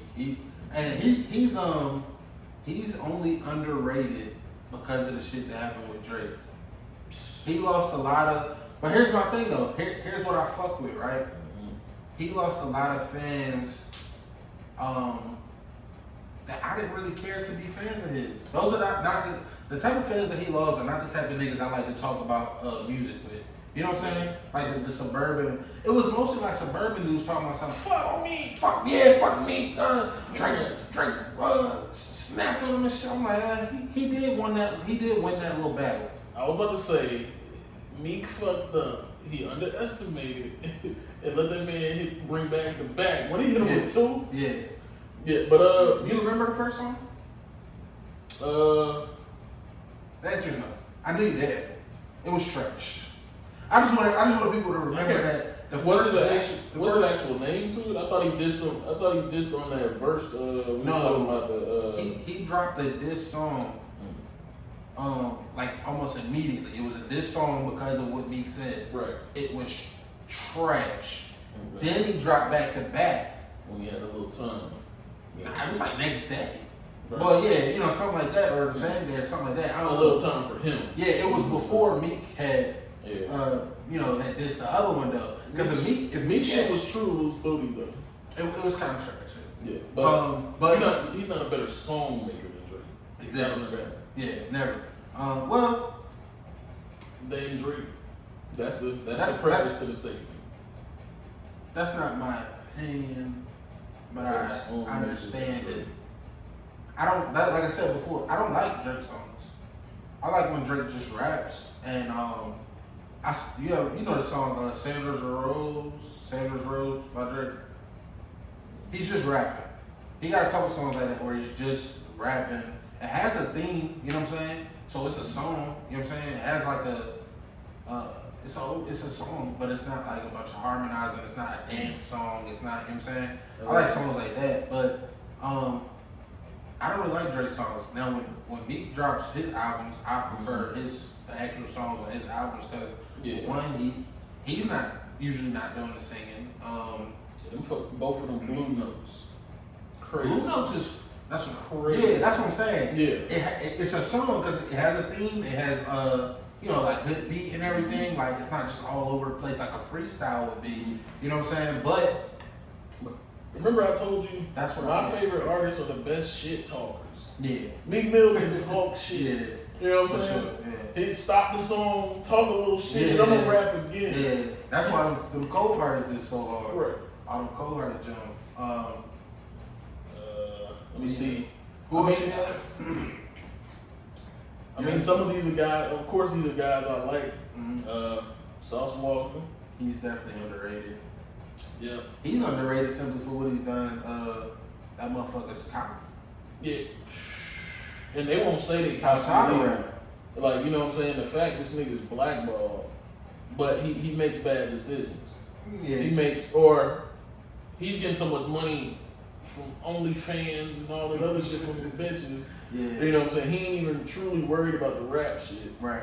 But I'll say, but he can rap Yeah. good. Yeah. Another one, that's Kevin Gates. There's a lot of folks. I understand folks that's not fans of Kevin Gates. 'Cause he do some funny shit. He lie. Yeah. In interviews. You know what I'm saying? We gonna lie as much as the game, yo. The game's a habitual liar. Nah, bro. This nigga said he jumped a bitch car battery with his hands.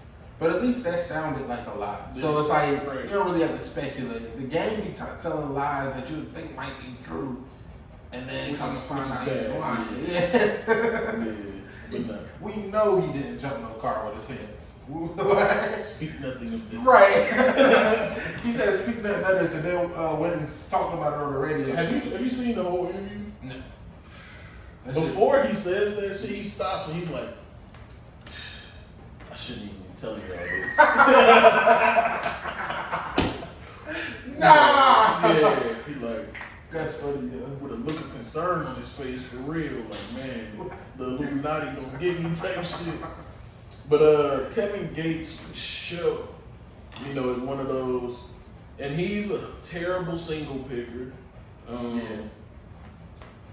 But it's his songs. It's the biggest problem in the rap game right now is the shit is so monetized and they're making so much money. Yeah. These niggas won't share their beats no more. We don't get mixtapes no more. Yeah. You know what I'm saying? The Sorry for the Waits, the you know what I'm saying, Right. all those where Wayne, but Wayne might have ruined it for everybody because nobody don't remember these niggas songs no more. Yeah. They don't remember the original version. But Kevin Gates, you put him on somebody else's beat, goes crazy. Yeah. Like that one of my favorite ones, especially artists that you follow their career. Right. So you know certain names you remember, certain situations you remember. Yeah. When they bring it back up, like you know the Young Boys, the Kevin Gates, niggas like that. They still be talking about a certain the ESTGs talking about situations. Yeah. But yeah, Kevin Gates, that talking to my scale freestyle, tough. Yeah.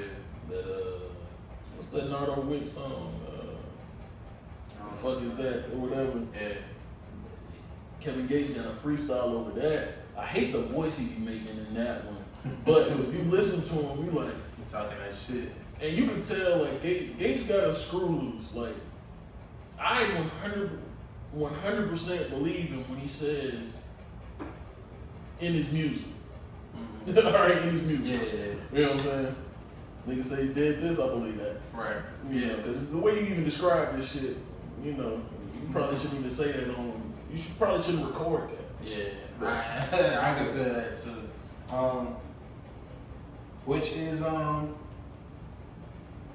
which could be dangerous.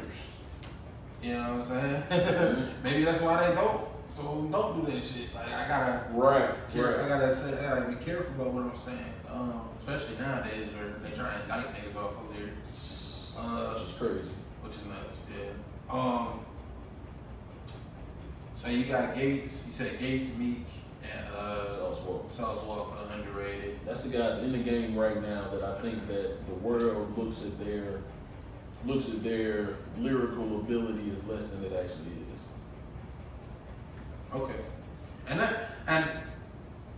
I can honestly say I used to be one of them niggas who underrated Southern rappers. Mm-hmm. For sure. I was not trying to hear that shit. Right. Especially, it was the lingo for one. I didn't, of course, didn't understand all of it. This type of slang, you know what I'm saying? Like the way y'all say shit Right. down here. You know what I'm saying? Like I couldn't. First, it was like I don't even know what the fuck y'all saying.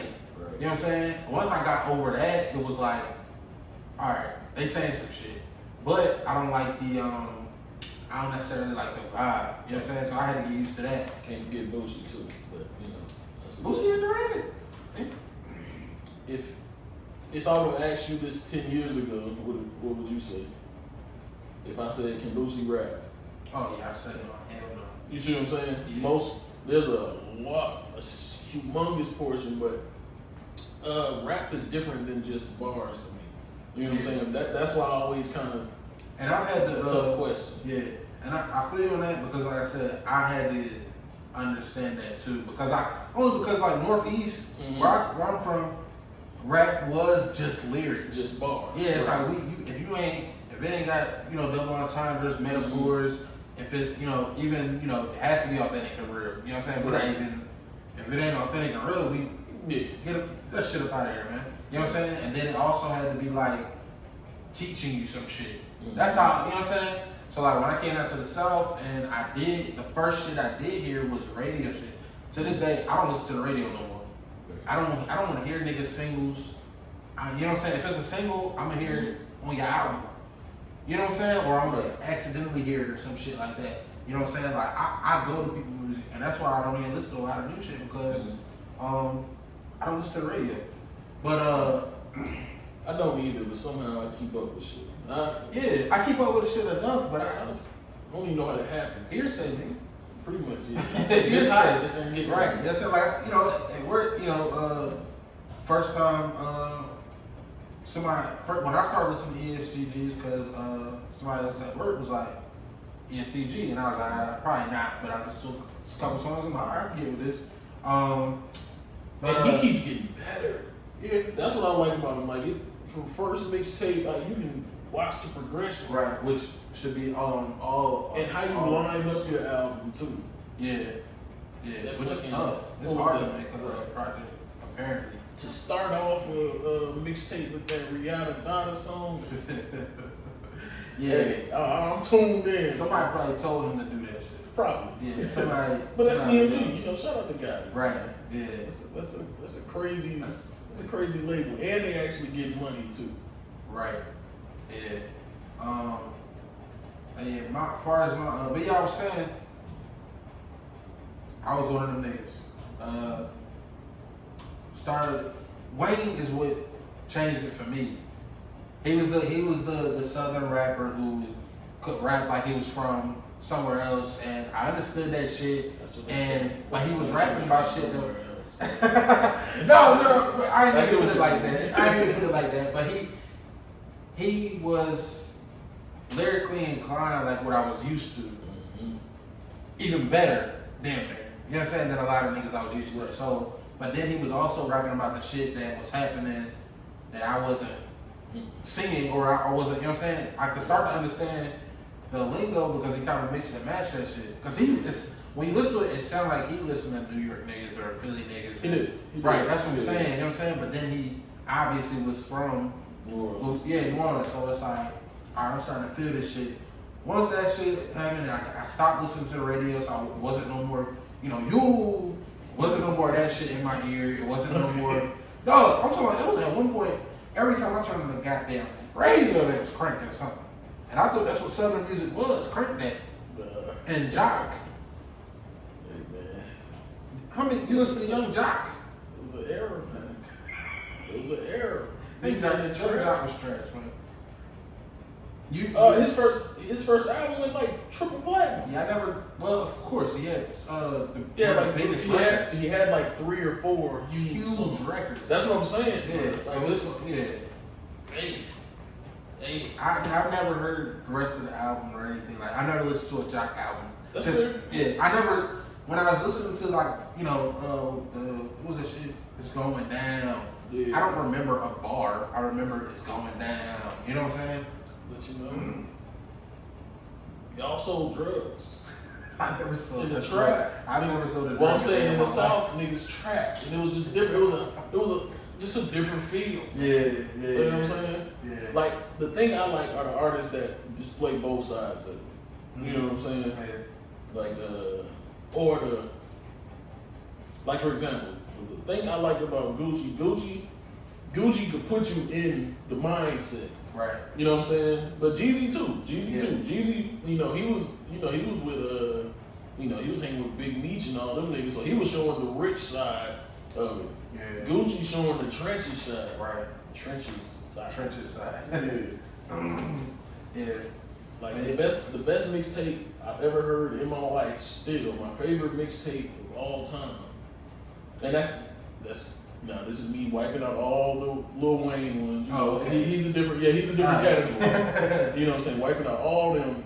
It's the Guapaholics mixtape. Okay. Gucci and Shawty Low. Yeah. That is peak Gucci to me. Yeah. That was when he was, clearly he was in that mode. Right. Yeah. And that nigga, man, it took me a while to, cause like I said, it was the radio shit, radio hits. Right. They was playing Lemonade back to back to back. Shout out to Lemonade. I like Lemonade, but it was like I like it for the beat. I like it for the for the It's goofy Gucci time. Yeah, for the goofiness of it, like the fun of it. I didn't like it for that. yeah. It's a goofiness, man. You know what I'm saying? Whatever the fuck it was going, man. I don't know what they was saying. But that was like my introduction damn near to like Gucci and you know what I'm saying? I had to go back and listen to mixtapes and shit like that. I had to, you know what I'm saying? So yeah, the radio definitely fucked that up for the way I listen to Southern music. At first, I had to get into it though, man. I mean, I had to. I was down there. Motherfuckers was like, "Oh, you don't like who? You don't like Boosie?" Niggas was starting reciting that shit. I'm like, "Who? That's who?" You know what I'm saying? It sound like he's straight, but you know what I'm saying? Outside, we don't need Katie. Wipe it down. Well, you know what I'm saying? That was my introduction to Boosie. Wipe it down. All Shout that out shit. to Fox, cause I hate that Boosie kind of took over that song. Fox low key verse is the best, and the original song is 3 Fox verses. Damn. Yeah. It was like, nah, this finna be a generational one. Boosie, we own it. Yeah. Same thing with the shirt off. That was Frenchie's song. Yeah. Shout out to Gucci though. Yeah. Shout out to fucking Boosie, man. Boosie's funny as hell. But yeah, it was some other motherfuckers too where I just had to I had to get used to that shit. But that was the main one, Boosie, Gucci, and Wayne was the one who made me do a full 360, made me rethink the whole thing. I'm like, cause I was still trying to listen to like Beans and shit down here, and I couldn't talk about that shit with nobody. Big single man, you know what I'm saying? And then motherfuckers was acting like Jay-Z wasn't that guy down here, and I'm like, y'all niggas tweaking, y'all niggas smoking hella crack, I don't give a fuck. Like, y'all niggas high, but they were like, oh, Boosie better than T. I'm like, whoa. The one thing I'll say, man, situations. I'm more of a fan of situation rap. You know what I'm saying? Paint a picture. What's going on? Yeah. Okay, put me in that mode. Paint the picture, and let me feel what you're talking about. Right. You know. Yeah. Okay. Yeah. You got bars, but paint the picture. Right. That's why I ain't with this Eminem shit. People keep putting them in top 3, no. I never listen to no Eminem. For real. Never? I mean, you know the typical, I'm a renegade. Yeah. He said he got you, boy. I think,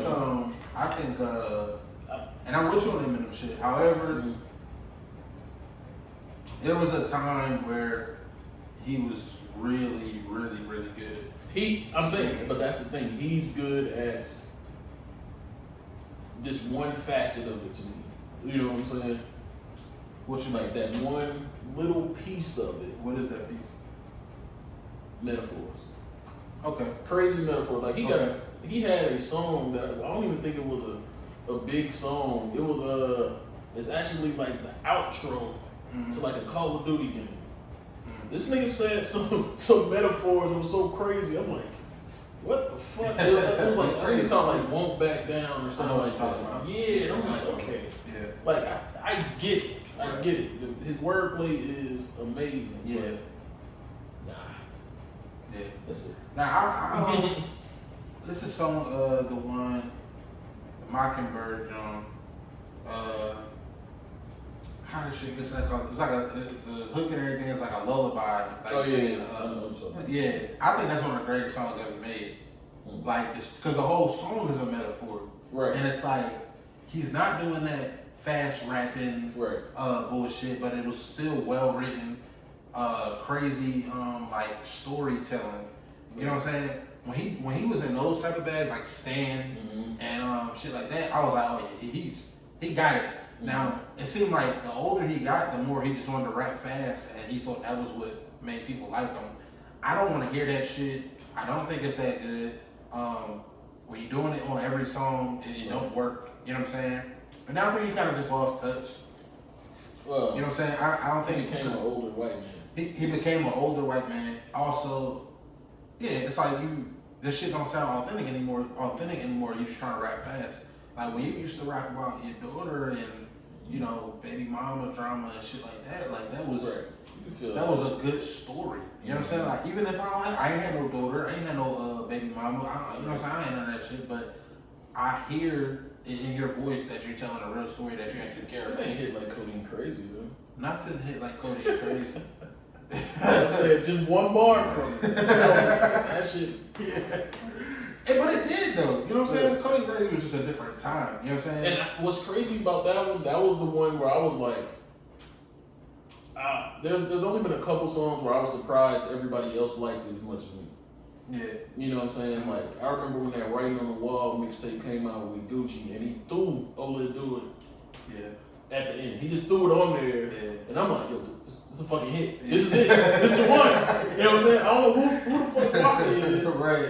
The little nigga with dreads sitting in the videos. Yeah. But I'm like, yo, this is it. Right. And then I go down to Valdosta probably not too much longer after that. That's all they playing.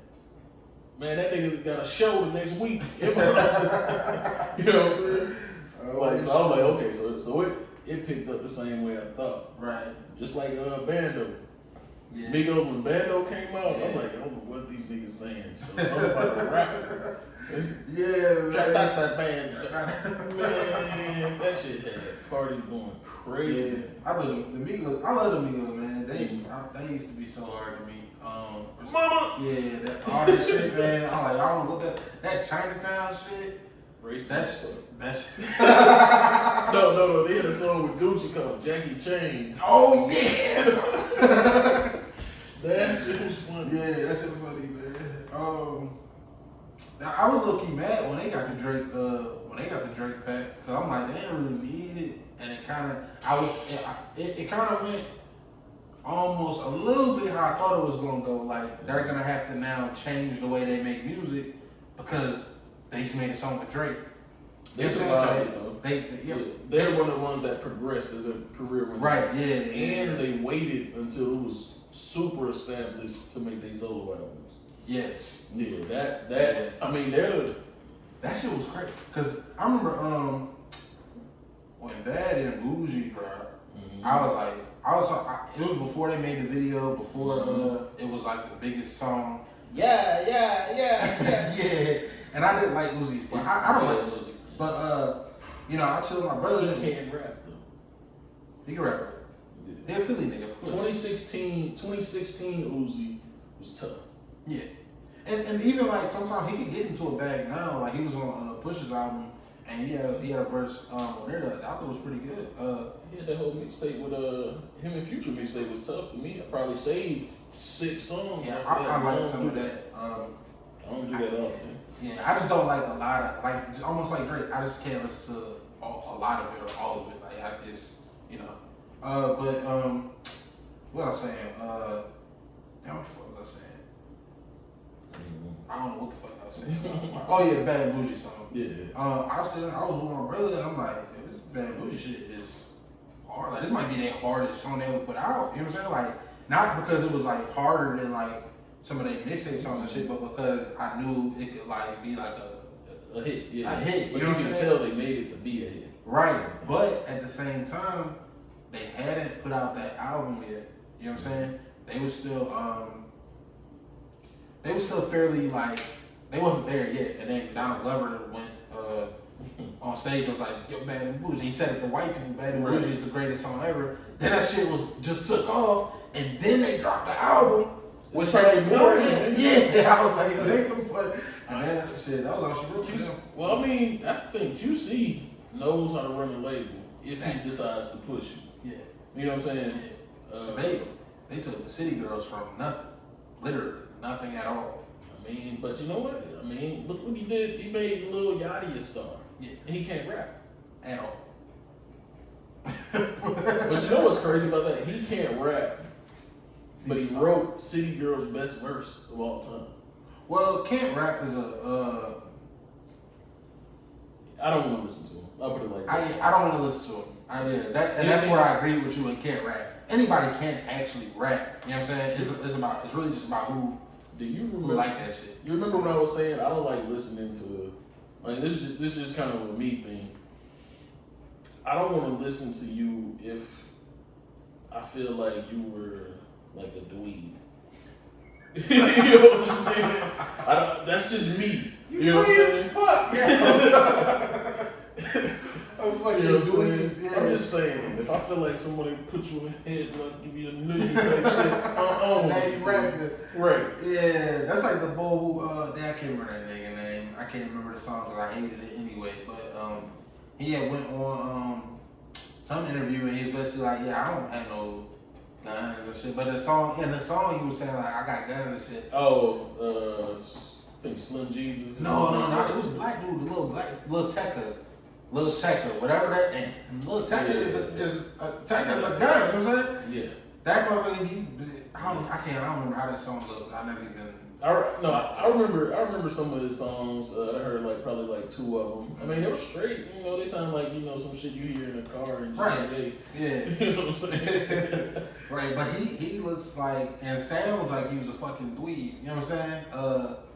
Which dweebs nowadays in schools, they it's different. The game is different, man. I remember, this whole anime shit. This shit wasn't like that back in the day. So hey, shout out to y'all for making it cool. Yeah, that's I still don't like it. I don't watch it. I can't get into it. Not because I think it's some dweeb shit, which I don't get it. I'm big into watching black people. Okay. Period. Yeah. You know what I'm saying? Like that's my thing. Like yeah. I watch shows. Like me and that one thing me and Buddy talked about too. And he was telling me about all these shows I should watch, and I'm like, yeah, they're in my watch list. Right. but I gotta be really bored Yeah. to start them because I like anything with a good story. Don't get me wrong. There's a lot of good shows that I haven't watched just because I want to watch black people. Yeah, I feel that. You know what I'm saying? Yeah. I ain't never seen more than 2 episodes of Breaking Bad. You tweaking. People keep telling me that. It's so good, dog. I heard. But it is super white. Right. It's super white. But I don't know. Sometimes I like that. Sometimes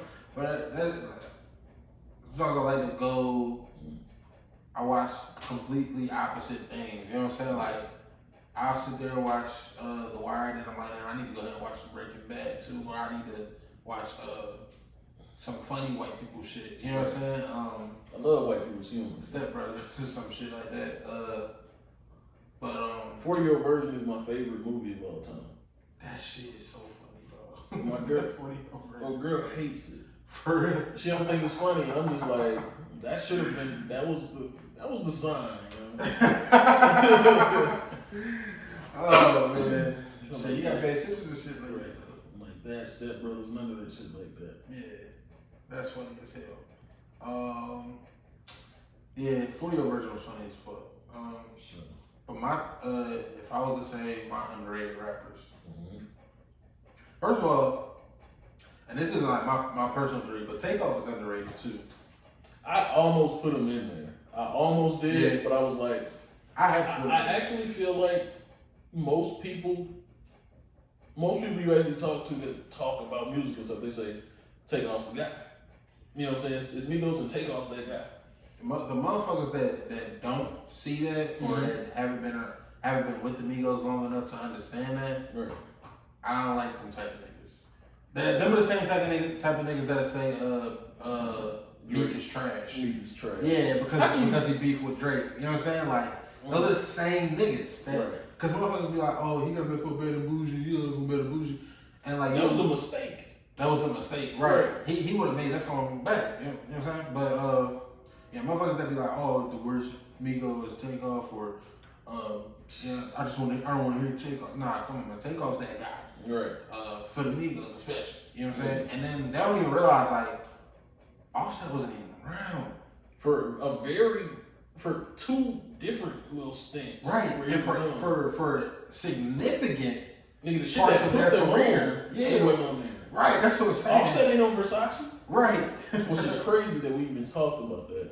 Yeah. Because Versace was the last song playing when I got out my car.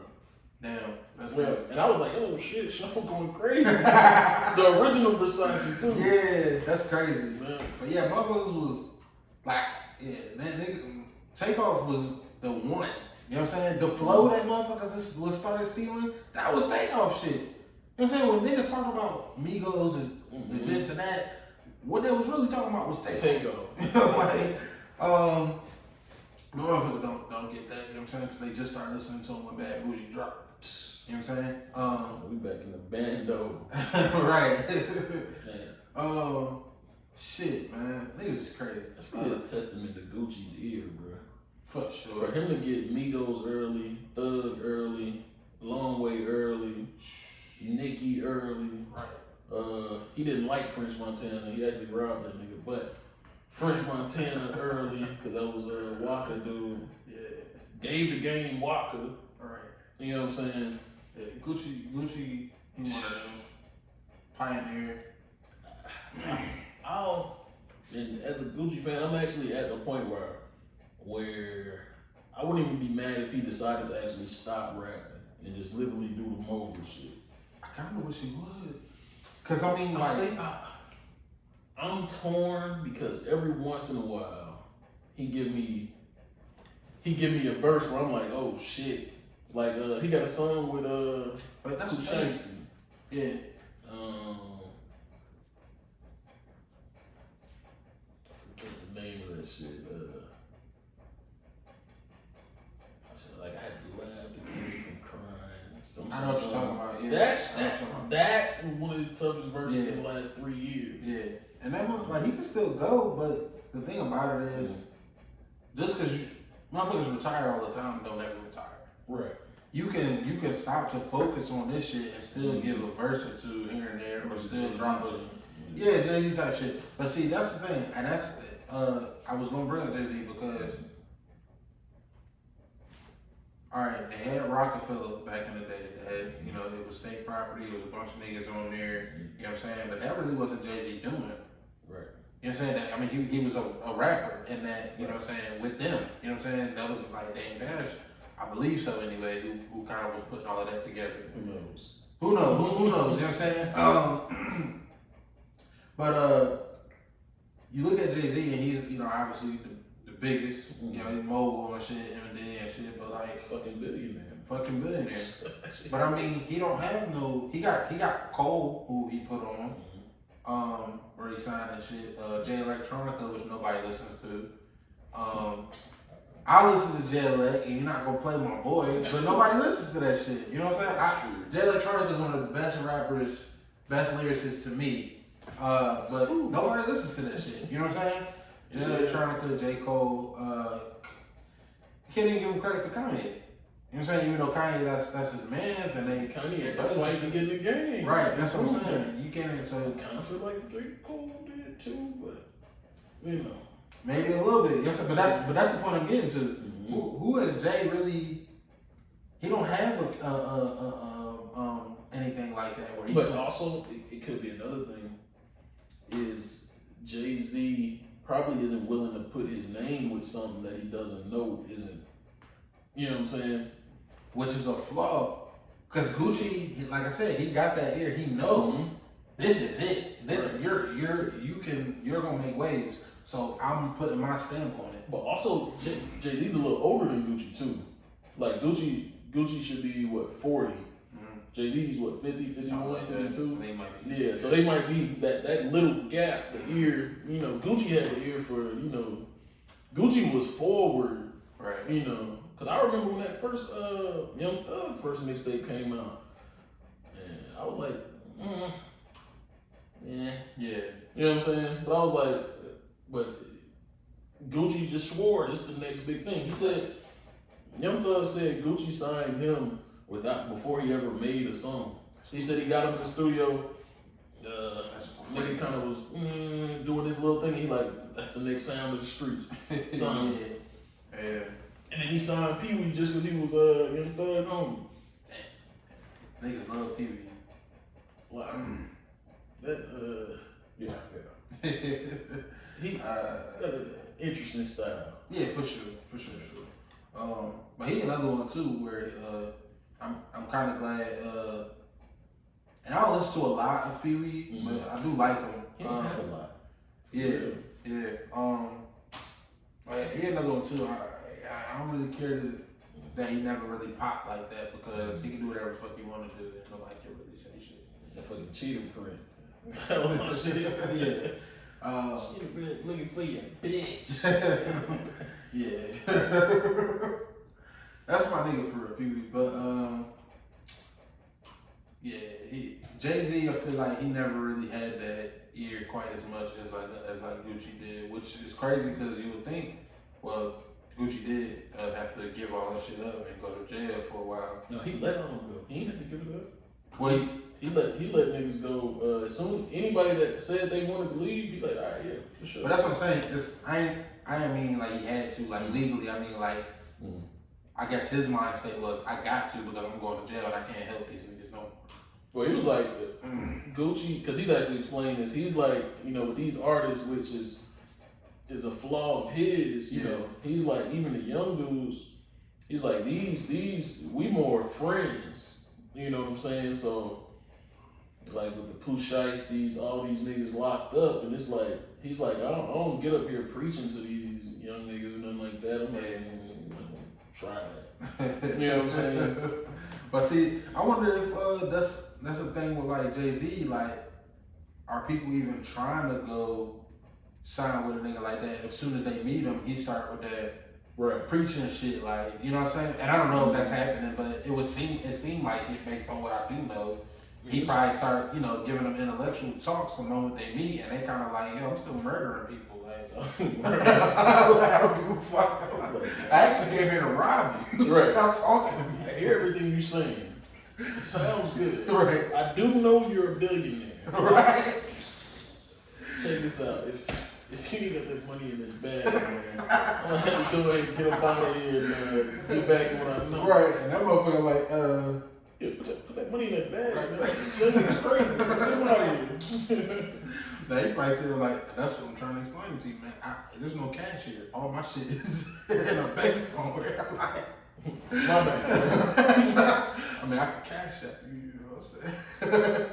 However, you know what I'm saying? But, yeah, nah, man. I feel like, and that's another thing I was just thinking about the other day, too. Like, Jay-Z and Diddy both are like,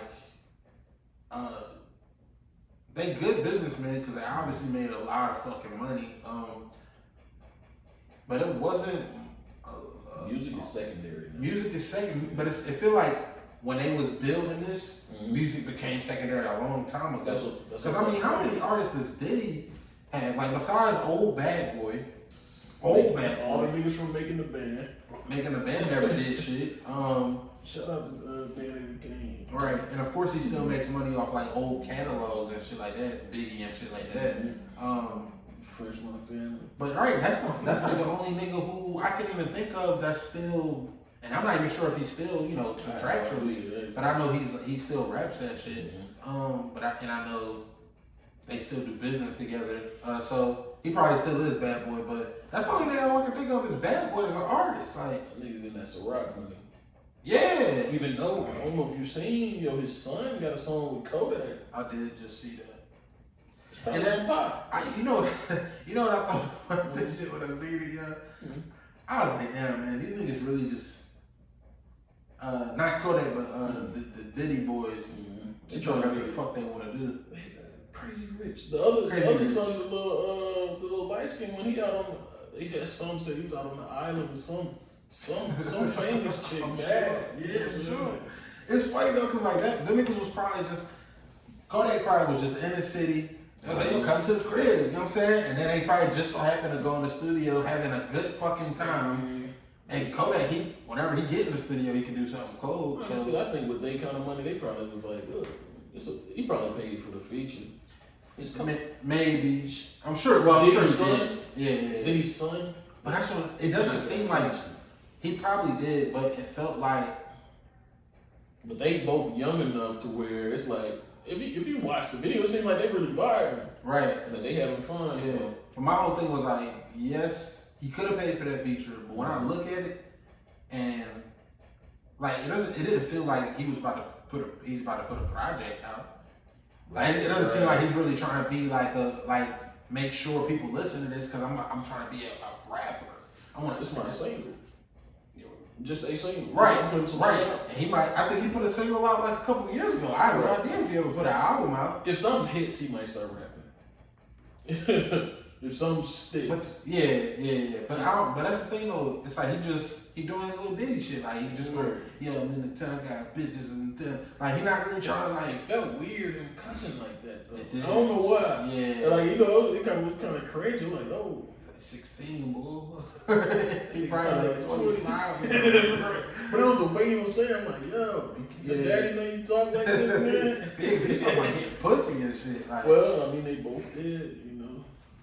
I think he was the one that was with Lori Harvey first. Right, one of them, yeah. Lori's a freak, man. He's a piece. Super bad. Yeah, cool. Yeah, man. It seemed like when I was watching, it just seemed like that nigga, he just doing that shit for fun. It don't really matter. Even though he might have paid for the feature, but that was probably nothing. Hey, shit. Right. He was like, my last name is Combs. Right. You know what I'm saying? Could have probably talking about something. Yeah, it's gonna be 30,000 for the feature. Combs like 30,000. I think it's 30,000. Right. Check that power right there and see if it's 30 in there.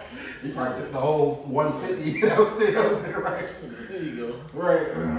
This shit better be hot though, man. Right. Oh, that shit, man. So I was gonna say my three, or a few of my underrated rappers. I had, of course, Takeoff. But he's not like one of my personal favorites. I do like him a lot, and I think he's best Migo. Mom. Yeah. Pusha T. Okay. Pusha T is cold. He does make it right. That nigga's nice. And niggas really act like, and that come with the Drake beef too. Like me, a lot of his haters come from him beefing with Drake. I feel like he got a lot of fans from beefing with Drake. That too. He did too. Because he won. Not just that, he got talked about. Yeah. Niggas wasn't talking about Pusha T. Yeah. And that's Kanye's fault, in my opinion. You know, Kanye, I don't like how he does his artists. Even if they get money and, you know, all this stuff, but I just don't like how he does. However, only reason, because he definitely did like Sci-Hi wrong. He don't jump on a lot of their songs, you know, give them, I understand, you know, you want them to do their own thing, but shoot, Drake will jump on, I mean, yeah, he gonna steal your style probably and run with it. Right. Shout out to Block Boy. But, you know what I'm saying? He gonna give you that stimulus package though. Yeah. So I don't feel like there was enough of, or not even that, you got this big song, it's Kanye, instead of you getting fucking 2 Chainz and Big Sean, let your artist jump on that. You know it's a hit. Well, 2 Chainz and Big Sean was his artist. Damn, 2 Chainz was Yeah. But I'm saying look how you pick and choose, and Right. he got plenty of songs in there. Right, yeah. None of the big hits Sci-Hi was on. No. Now, there's a lot of crazy deep cuts that Sci-Hi snapping on. Right. But, like, yeah, none of the big hits, like Mercy, it was all the big artists that was on Good Music. Now, granted, Pusha T is the president of Good Music. It has been for at least the last, like, 5 or 6 years. Whatever that means. Whatever that means. You're right. Because I don't know what the fuck that means. You probably don't know either. Right. Yeah, you're an artist, but I want to make you feel special. Right. And it come with a check. You know what I'm saying? But yeah, Pusha T for sure for me because he's like he's in my top 3. Okay. Yeah, and like I said, I told you, I don't really give a fuck like about. I feel like you be lying though. Who Push? A little bit. It don't matter. Yeah. But you gotta remember, for me, that's the thing though. I there's no way to know. Yeah, I don't know, and I don't feel it, and it does feel authentic to me because some of the shit he be saying. Right. You know what I'm saying? And I feel like it's something. I feel like he doesn't past tense it as well as others. You know what I'm saying? Yeah. Like that's one thing I say. A lot of these things that older rappers and things like that, most of it's just past tense, or they put it as past tense. I don't feel like Push put it as past tense as well as others. Yeah. Okay. That's cool and everything. However, Push is hard, man. For sure. And to me, he's one of the best lyricists, and he puts songs together really well. But people, for some reason, don't gravitate to it. I fuck with that Infrared. That shit's hard. Yeah. That album was good. The last album he just dropped was damn near. I be missing a lot of those type of drops. Like my brother sent me the Joey Badass album, texted it to me the other day. He didn't text a message with it, just sent it. I ain't listened to it yet. It's pretty good. I've only listened to a few, like the first 5 songs I think, but I like it so far. I like Joey Badass though. He's probably one of mine too. As far as underrated. Is he underrated? I think everybody knows he's a lyricist. He's one of those guys. As far as lyricist. He might be rated how he's supposed to be rated. Right. I still feel like. You feel like he's still even better than you. Right, even better than what people give him credit for. But then again, he's not one of those people who changed anything in rap. You know what I mean? Yeah. Like somebody like Wayne. Wayne's like the Curry of rap. Like he literally changed the way people listen to music, and then he changed the way people made music. You know what I'm saying? Okay. I'm not gonna argue with you. that nigga Wayne is the only, like, if Wayne isn't 1A, 1B when we say best rappers ever, I'm just out of the combo. Okay, but Jay-Z is 1A to me. That's fine. I'm saying that's okay. Like, you know what I'm saying? Yeah. Because he's the only other name I'll accept. Okay. You know what I'm saying? Right. Yeah. And that's the funny thing to me, man. And I ain't listened to the nigga since Encore. You a box. Stop playing with me, man.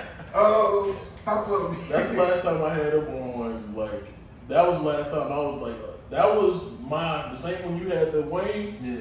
That was when I had my Jay-Z. Like, okay, maybe this nigga is pretty good. Okay.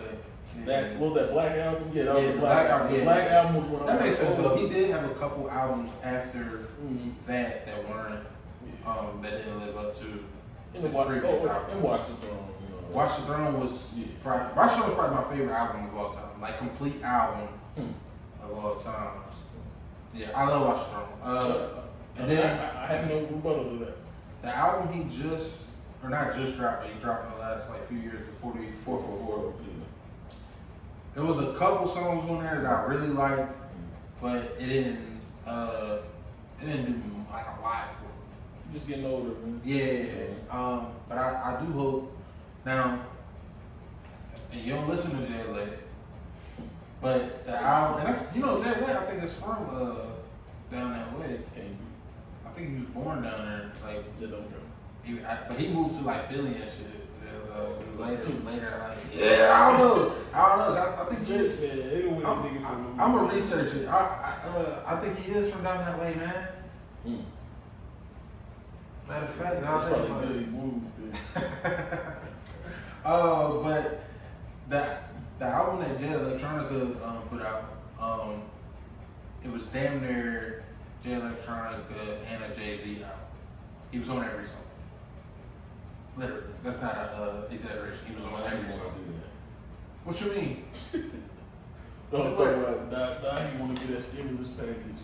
Cause he gave him the crazy stimmy because he was on every song and it was supposed to be a solo project. It was labeled a solo project. You know what I'm saying? Mm-hmm. He's on every single song. The lyrics and the bars that Jay-Z brought to that song was great. I mean, not to the song, to that album was crazy. I'm still a little stuck on, Jay Electronica was down and Jay Electronica on some murder music type shit. Yeah. Boy features, man. Yeah, that'd be crazy. But that's the thing. I don't know what the fuck, man, because he could have done, like, he could be doing that type of shit. You know what I'm saying? Like, I would love to hear. He probably don't want to. He don't preserve the essence of. Yeah, but that's the thing though. Now I do wish, because he's only put out one album. He had like a project. That was the only album? He's been around for like 10 years. Yo, I think that shit downloaded on my phone automatically, and I was upset. Yo, it was like that. You remember when YouTube did that shit on iPhone? Yeah. Yeah, I feel like that same shit happened with that Jay Electronica somehow. Look, man, you wanted to listen to it. You still want to, man. You It need to. It's probably still on there It's somewhere. gonna change your life, man. And you know the problem is, like, I could listen to anybody and give albums a much longer chance, but I don't smoke them. So, Yeah. you know what I'm saying? That made it a lot harder because the next button finger be quick. Now. Yeah. I feel you. I'm kind of like that too. Like, if I don't already like you, I ain't gonna like you. You know what I'm saying? I kind of, and I had this school. Ain't already there. Yeah. If I don't already like you, I probably ain't going to. But you know what I got? I got one for you. I got And Jay Elect would be probably my next one, underrated. underrated. Yeah. But probably because he just picks bad beats. I don't agree. I like his beats and I like his production, and I don't know, I don't need like, I like different types of beats. You know what I'm saying? I don't need the beat to get me hyped all the time. I gotta be in the right zone, or how you use a beat matters to me. There can be a close to trash beat, but if I'd almost rather hear a nigga rap a cappella than on a bad beat. Like cause music is the thing I love. You know what I'm saying? Yeah. The whole thing of it. Right. The music. Mhm. So rap is a part of it, the beat's part of it, how it's put together and all that. So. Yeah. I'm sometimes like that, but also I can listen to my favorite artist on the bag. Like Push, there's been a couple of beats where I didn't really like. Okay. But he was rapping, and I was like, I like this shit. You know what I'm saying? Right. That's just me though. You know what I'm saying? Like I know that I could if I'm not doing shit, right? If I'm literally not doing nothing, I know for a fact I could probably never really tried it, but it's something my brother would do, right? I've been around, and, you don't even notice it, but he'll be the type to just play a fucking instrumental or something. You know what I'm saying? Ain't no words or That's nothing. But weird, yeah. well, I'm saying like if you playing fucking 2K or some shit, and it's more like background noise. Yeah. You don't even like, oh okay, that ain't even really tripping about it. You probably ain't even notice. Nobody ain't said nothing. Yeah. You know? That's funny, yeah. I can't just sit there listening to an instrumental. Unless I'm trying to rap to that, unless I'm freestyle to it or something. Okay. Just sit there listening to it. But yeah, JLX, man, he dropped one album like his whole life.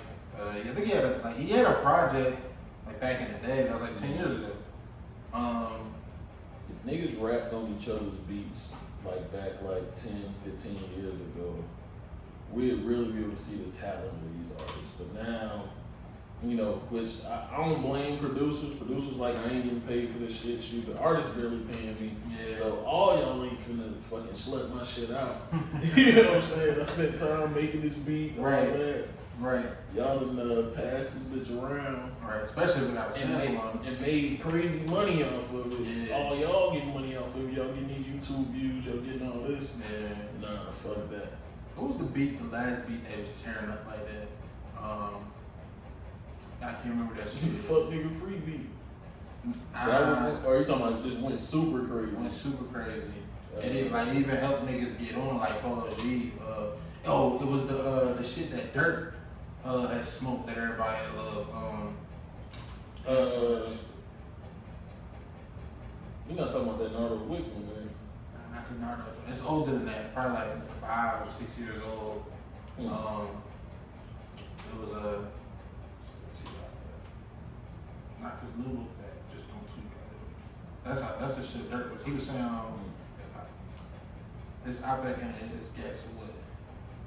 He'd still be a lot right now if you niggas ain't gassing up. I remember the bar. Yeah.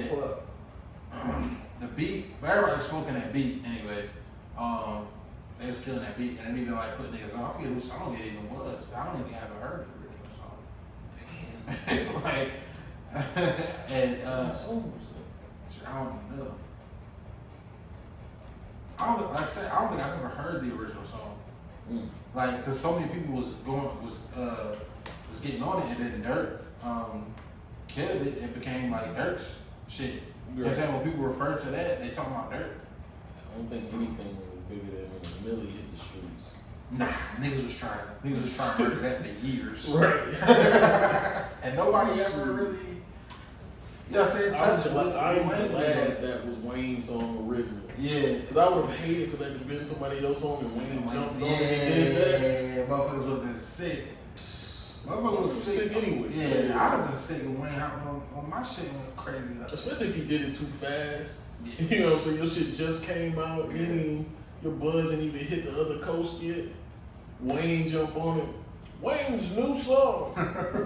Yeah, what's crazy, you had brought up the radio, like for example, Louisiana put a fucking bounce song on the radio, like in the top 10 type shit. That's funny. Yeah, so like Adele, that In the Deep, you know what's called? Yeah. Yeah, the bounce version of that shit will be #1 for like weeks. That's funny, No, real shit. That I forget what that Beyonce song was. I think I remember that one. But yeah, that bounce shit, bro. That shit's funny, man. That shit replaces. I'm saying an R&B song. You take an R&B song, the right R&B song, and put that shit on a bounce beat. Yeah. Gonna have it. That's what they doing now with drill shit, drill beats. They taking samples from like R&B songs, oh yeah, pop songs, and and shit like that. So You know, Jacksonville dudes. Yeah. It's crazy.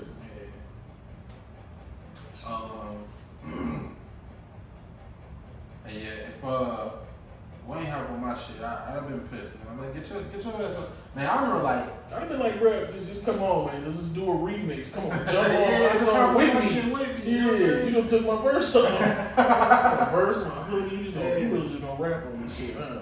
I remember like, as soon as the song, like the beat would come on, I'm like, okay, I recognize this beat. You know what I'm saying?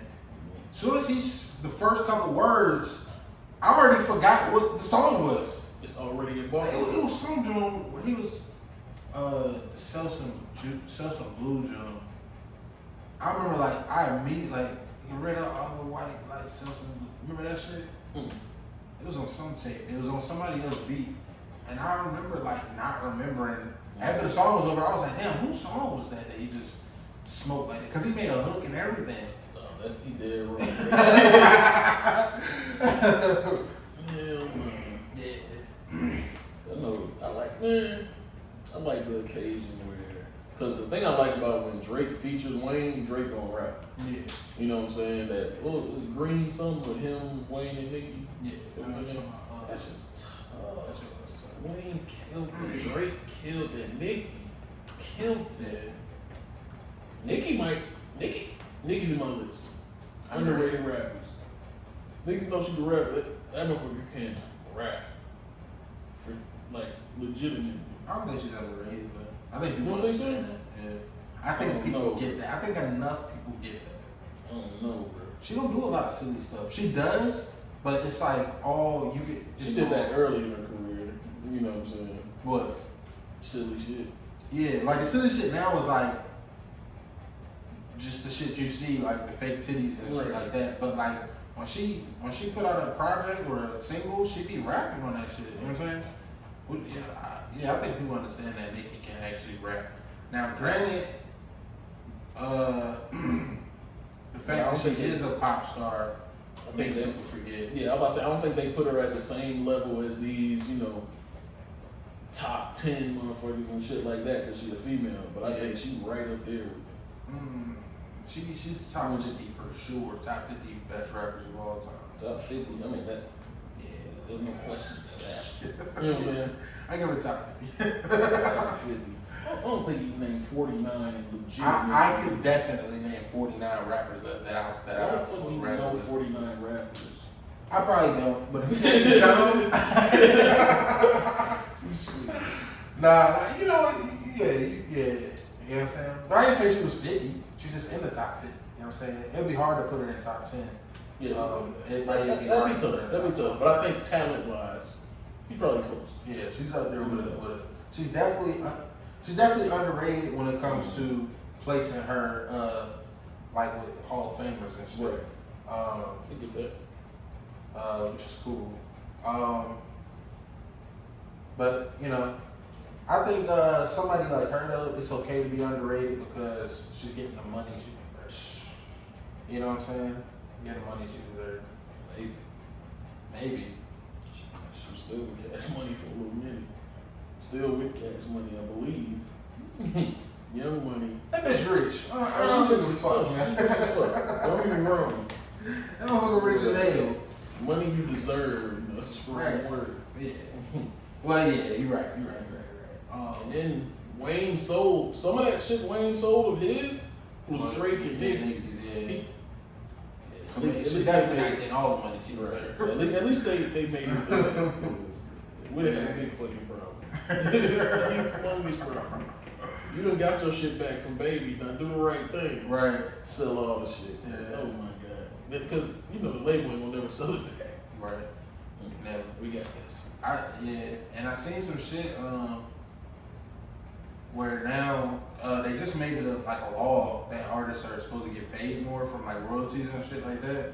So if somebody owns your catalog, They get even more money. they get even more money off the shit, and that's why the whole that shit's happening now where people are selling their whole catalogs because the labels was reaching out. They Labels knew trying that to- shit was gonna happen.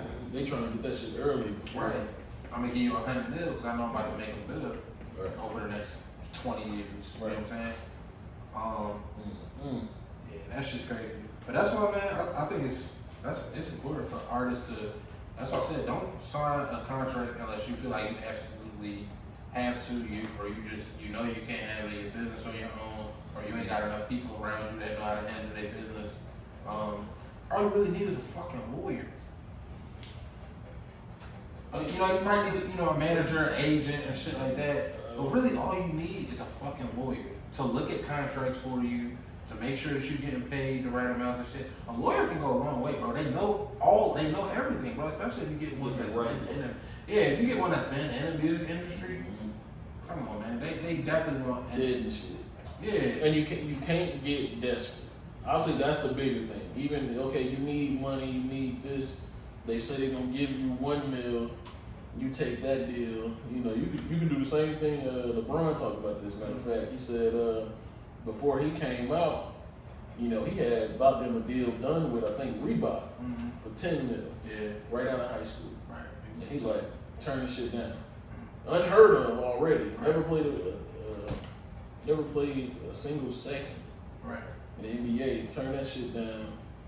It ends up, after that, a little time later, Nike came with 99 mil, with 90 mil. Yeah. I mean, don't take just what first thing they give you, but also don't, don't fuck it up. Right, don't fuck it up either. But I mean, that's like I don't envy anybody who has to make that, got a time limit on that decision, but But if it was me, I personally would just, I would, because, that's a lot of phone calls and shit if you're independent. You know what I'm saying? So I would get the people who I need to answer the phone calls. I would have a lawyer to make sure everything is being looked over, all how much can you contracts. pay for somebody to trust what somebody say though? Because a lot of these lawyers that's in the game, they niggas getting raped. I feel you on that, but at the same time, Or you get bad advice and they got you in a deal and right, got you in some shit where they know they put you in some shit where they know you gonna need them again. yeah, You know what I'm saying? So it's that could happen. However, I feel like if a contract come my way, we sitting down, we looking at it together. Well, I'm reading it. I'm just asking, what the fuck do that mean? right. Is the part in there that I asked for about, making sure I have creative control? You know what I'm Show saying? it to me. Right. Show it to me. Show me that. Show me where it says that. Is there anything that I'm missing? And how much do I owe? How much will I owe them? I don't want to own shit. That's what I was just about to say. How much do I owe them? Right. Oh well, vital. Nah, See, by the way, you should have told me right. something. Why you hiding that paper, that last paper in your back pocket where you get 20 and they get 22 off the back end? Nah, come on, man, don't play with me. And I feel like I should be able to get out of this contract. If the, you know what I'm saying, I shouldn't feel like I'm in a. Or there should be a number for me to buy myself out of the country. Right. If you gave me the number beforehand, yeah, I mean it's fucked up, but I'm probably gonna work to get to that number. Right. Because if I get that number, that means because it's probably gonna be some astronomical type number. Yeah. Like Yo Gotti did. Yo Gotti bought himself out of his contract back in the day. Yeah. How much is that? I don't think it was 9 figures, but it was multiple millions. But I mean that's to get to independent at the point in time where you're understanding the game. Yeah. Now you signing niggas for I hope them contracts is right, man. I feel if you come from a bad contract and you make somebody else sign a similar contract, that's crazy. So I pray and I hope and I'm them niggas look like they getting money. for sure. Money bag. He just signed a lot of them. You know what I'm saying? Yeah. They was getting money before. I don't even the old ones look like they still getting money. Yeah. But like Justin put out shit in a minute. Yeah. That's true. That is His true. last song was, he had that one with Moneybagg. Yeah. Switch out a dime for a penny or some shit like that. So he's that still shit's talking. hard too. Yeah. I like Black Youngster, man. Black Youngster is another one of them. He's silly. He's in the same boat as Sauce Walker. When they actually rap or you actually listen to what they saying, when they not playing around, they saying some shit, real shit. Real shit, yeah. He one of them too where I was kind of like, and they was just trying to tell me to listen to him. I was kind of like, look, This nigga playing too much, and like he just, it's that southern shit. The good. I'm not really, the southern guy, but it's somebody I gravitated to because I heard a couple shits that was like, whoa, alright, he really get into a bag here. The Like, good thing, the thing I liked about Black Youngster is I caught him when CMG first signed him. Mhm. So before he had any singles, any big songs, that was when I first listened to him. I'm like, okay, I don't know who this is, but this nigga sounds absolutely crazy. yeah. You know what I'm saying? Like he was in the same boat as Young Thug. Is like, man, if they get money, they gonna do something ridiculous. Yeah. And they both proved me right. So yeah. And the other time I had I was not with Thug at first. I was like, this shit is dookie, bro. That was my whole thing. Even like the Barter 6. it was a quick little turnaround though, cause it was the shit with Rich Homie. Cause after Lifestyle, yeah, but Lifestyle I thought it was like it was a good single, but I was like, I'm not gonna listen to this nigga or this nigga. I'm not gonna. And I wasn't trying. People was like, oh, listen to their tapes, listen to this shit. I was like, no. You know what I'm saying? And that was when I was in high school when they was doing their thing. So I was still kind of like, I listen to some of this shit. I listen to Wayne and shit. But I'm not really trying to listen to all this Atlanta niggas and shit like that. Shout out to Rich Homie, man. Yeah, Rich Homie was hard, and he just dropped a couple songs I like too. See, his last album, I think it was like last year. That shit was tough, and I don't think nobody listened to it. I listened to it. I listened to the whole album. Nigga, that shit was I might listen to it though. Rich Homie, baby. Yeah, but it was the song that did it for me where I was like, I gotta hear more of this shit. Was please get the fuck out my face. Please get the fuck out my motherfucking face. That shit was so hard to me. I was like, yo, this shit. Why are they harmonizing this like this? Bro. That was my thing. I was like, this shit is so grimy, and they harmonizing the fuck out of it. I was like, this shit sounds like this is impossible.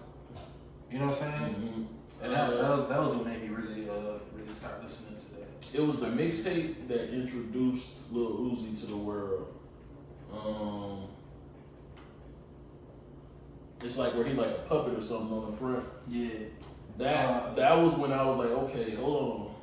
This nigga Thug, because I listened to him when Gucci first signed him, Gucci signed him. I'm like, Gucci got to hear, so there's something I gotta hear in here. Oh no, he got a song called 2 Cups Stuffed. Yeah, that was the first song, and I can say I feel like I put the whole city on one song. That was me. I was the first one. You put the whole city. I made that song hot. That's funny, yo. Cause the mixtape at first come out, he wasn't big, he wasn't famous, he wasn't nothing. Yeah. I just saw. I'm like, hey, I'm like, oh shit, yeah. And then I started playing. He's like, what you doing? There you go. But for me though, it was funny because that was like at a time where niggas would try to tell me to listen to shit, and I was like, nah, not if it's. I don't like it. Where you from? Stop trying to tell me to listen. Yeah. Right. But it don't even got where you from. I know where you from. Right. And if you like it, if you like it, I don't. You know what I'm saying? Cause even Future 2, they was trying to put me on that shit, and I was like, nah, y'all listen to it. I'm not gonna listen to it. But the song that I was talking about, please get the fuck. I heard that on my own. You know what I'm saying? And then I started to correlate shit, and I was like, oh, this is the same nigga from. Oh, this is the same nigga that kept telling me. You know what I'm saying? I was like, oh yeah, I got this. And then Rich Homie did have that other song out that was like a huge worldwide that I couldn't avoid. Right. What's that shit called? Made me feel some type of way. Some type of way. That was my shit too. You know what I'm saying? I was about to say, if you ain't like that, something's wrong. Yeah, but I thought it was just like one of them, one-offs. You know what I'm saying? I'm like, he not gonna that first little mixtape. Yes. Man, what the fuck happened to mixtapes, bro? That's the problem. What happened to it? Money. Yeah. They just couldn't make enough money off it. Damn. You could. The difference between a mixtape and an album is one is monetized. Exactly. That fucked up the game. It did fuck up the game, but at the same time, these niggas getting their money. Money, man. Well, you're still getting fucked. Right. You're gonna get fucked, but at least now you're not just putting out free music. Yeah. You know what I'm saying? Which I miss. I miss free music. I used to love going on the little websites and finding like new little songs, you know what I'm saying, that I didn't have to pay for. I'm gonna download it to my Android. Okay, I got something interesting for you, right? Mm-hmm. So, my thing is, I've back when which mixtapes still come out, you know what I'm saying. But there were certain DJs I followed because they had the same ear as me. Right. Like that nigga, what's his name? Like I think Hood Rich King or Lil King or something. There was a DJ, Spinatic. I remember. Yeah. He was on all the shit. Let me see. Hood Rich King. Oh, there's one more I'm trying to think of, but he might have been a producer for real. He made a lot of He made a lot of Johnny Cinco beats and Hood Rich Pablo One beats. Yeah. But yeah, I like to follow some producers too. Right. Cause I mean they got the sound. Right. Which is, you know, and then they put, cause I feel like there's a lot of producers that hand pick who they put on their shit too. Mm-hmm. So yeah, that was I ain't really follow producers like that back then, which is crazy because when I think about it, a lot of that shit is, you know, because of them. You know what I'm saying? A lot of the shit is because producers make good ass beats and shit we actually want to have in our ear. But producers should be more recognized. All of them. shout out to Gucci. He found Mike Will. He found Metro Boomin. Yeah. Them niggas was like 15, 16 when he found him. He had a 15-year-old making these beats. It's crazy. That's ridiculous. That's like having you know what I'm saying, front of a nugget, a gold nugget, and not saying, you know what I'm saying? Right. I just got this nugget. I'm sitting on money, you know what I'm saying? Like, you know what I'm saying? Yeah, it was just hard for me to hear that shit, but once I started trying, you know what I'm saying? It was easy to gravitate to, but Future was one of them too, man. They started talking about all the Pluto shit. I was like, yeah, I'm not trying to hear that shit. And they was really in there like, you stupid. For sure. Niggas used to love calling me stupid. Like, stop calling me stupid. I would have been there. You kept telling me you just refused to listen to me. And I'm like, that was the thing. You gotta understand. We doing exactly what he talking about at that point in time. Yeah. And that was the other thing too. Like, I didn't respect a lot of niggas around me. So it was like, you tell me you listen to Future and he rap about this and that, but like I know you, man. Right. No business. Like, but you know, then I also had to understand, like, I don't have to relate to everything I listen to. I can understand, I can feel somebody else's story even though I didn't live it. You know what I'm saying? That helped me get a lot more artists in my playlist as well. Just but that's the thing though, like you gotta make me feel it. You know what I'm saying? I'm not just out here Sure. You gotta make me feel that shit too. You know what I'm saying? Because there's still a lot of niggas they try to put me on that I was not. That I'm like, no, I'm not fucking with this. That nigga Future said, "That's your hoe. That's my hoe too." Yeah. I was like, okay, yeah. I really didn't become a huge. But that's the thing. When I become a huge fan, I'll go back. Go back and listen to. I'll go back. I didn't. I became a huge Future fan the moment I turned on DS2 and that motherfucker said, "I just fucked your bitch." It's a Gucci flip flops. And it was crazy is that was the one. I feel like that's what really took him super mainstream. Yeah, for sure. That Streets Calling mixtape. Yeah, that was the one for me. Yeah, and Cody and Crazy was crazy, and that was But like I said, I be thinking niggas just got them one-offs. You know what I'm saying? Cause remember, you thought Racks was it. That wasn't even his song. Yeah. You remember like 2 Chainz and he had that song with Lil Wayne. Duffel Bag Boy. Duffel Bag Boy, and I didn't even. When he was Titty Boy. Yeah, when he was Titty Boy, and nobody like he didn't even get hot off of that. For real. I think that was Play a Circle. Technically, it was him and nigga was in a group. Right. Yeah. That's what I'm saying though. It's like niggas didn't realize that was 2 Chainz until years later when he was 2 Chainz. You know what I'm saying? Like, but that was a big ass song. Yeah, I'm still confused how they was able to get Lil Wayne to just do a hook for them. Money. I guess. No. Yeah. That's it. Yeah. Shit, now, and they did it at the right time. That's the thing, man. If you, Your money. I mean, it's a risk. It's a big risk. You pay for that feature and your shit don't hit. Yeah. You know what I'm saying? But if you catch the right artist at the right time, you get that feature at the right time. Yeah. 2 Chainz. Yeah. I remember that nigga said 8 bar. I can't remember about a chicken and an egg, and I said I'd never listen to him again. This shit happened probably like 2010, like when he had first came out. I still will listen to him, but I'm gonna find out what that bar was one day. I'm gonna let you hear that shit. It was terrible. To this day, he still says a lot of corny shit though. No. This one was bad for 2 Chainz. You know what I'm saying? Like this. Bruh, I done heard a lot of bad bars. Yeah. Like I done listened to a lot of music. Just that one. Yeah. I was about to break the nigga off. And that's my problem too. Now I refuse.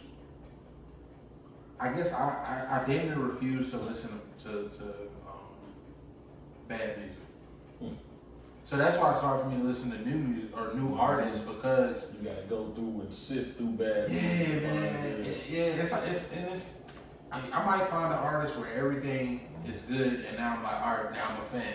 Mm-hmm. But if I start playing it and I don't like the first song, so I skip to the next song and that song is not hitting it, I'm like, whoa, you expect me to say listen to this whole project? Yeah, I probably give. Fuck outta here. I'm big on, but this is kind of going to the beats thing. Mm-hmm.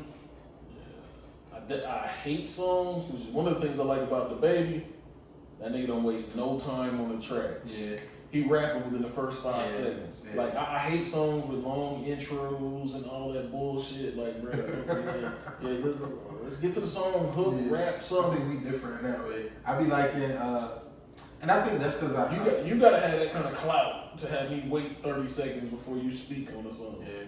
But I think I'm that way because a lot of Northeast niggas did shit like that. And like Kanye. Kanye had his first album, College Dropout. Yeah, skits. He had skits, but you had to sit and listen to them. For, you know what I'm saying, before and after the song. But that's Kanye. You know what I'm saying? But it wasn't. Hmm? It wasn't Kanye. It was Kanye, but he wasn't Kanye until after we heard that shit. You know what I'm saying? He had a couple singles out that we liked before that album dropped. But he wasn't, you know what I'm saying? We thinking of him now like, oh, that's fucking Kanye West. Well, but until that album dropped, he was just a nigga. He was the nigga who made a lot of beats for Jay-Z and them at the time. Well, that's the thing. I didn't know shit about that. Personally. Like, we didn't know shit about that. We knew that Through Fire, Through Wire, Gold Digger, and Right. I think he had one other song that was big. It might have been those two. Yeah. Was that Gold Digger on the first album? Yeah. Yeah. And it might have been. I'm not sure which single. I can't remember exactly which singles he dropped before the album dropped. But All Falls Down was probably All Falls. Right. Yeah, and that's what I'm saying. Crazy. And yeah, he hit the game. Remember when I was telling you, I don't remember anybody hitting the game the same way as in a long time.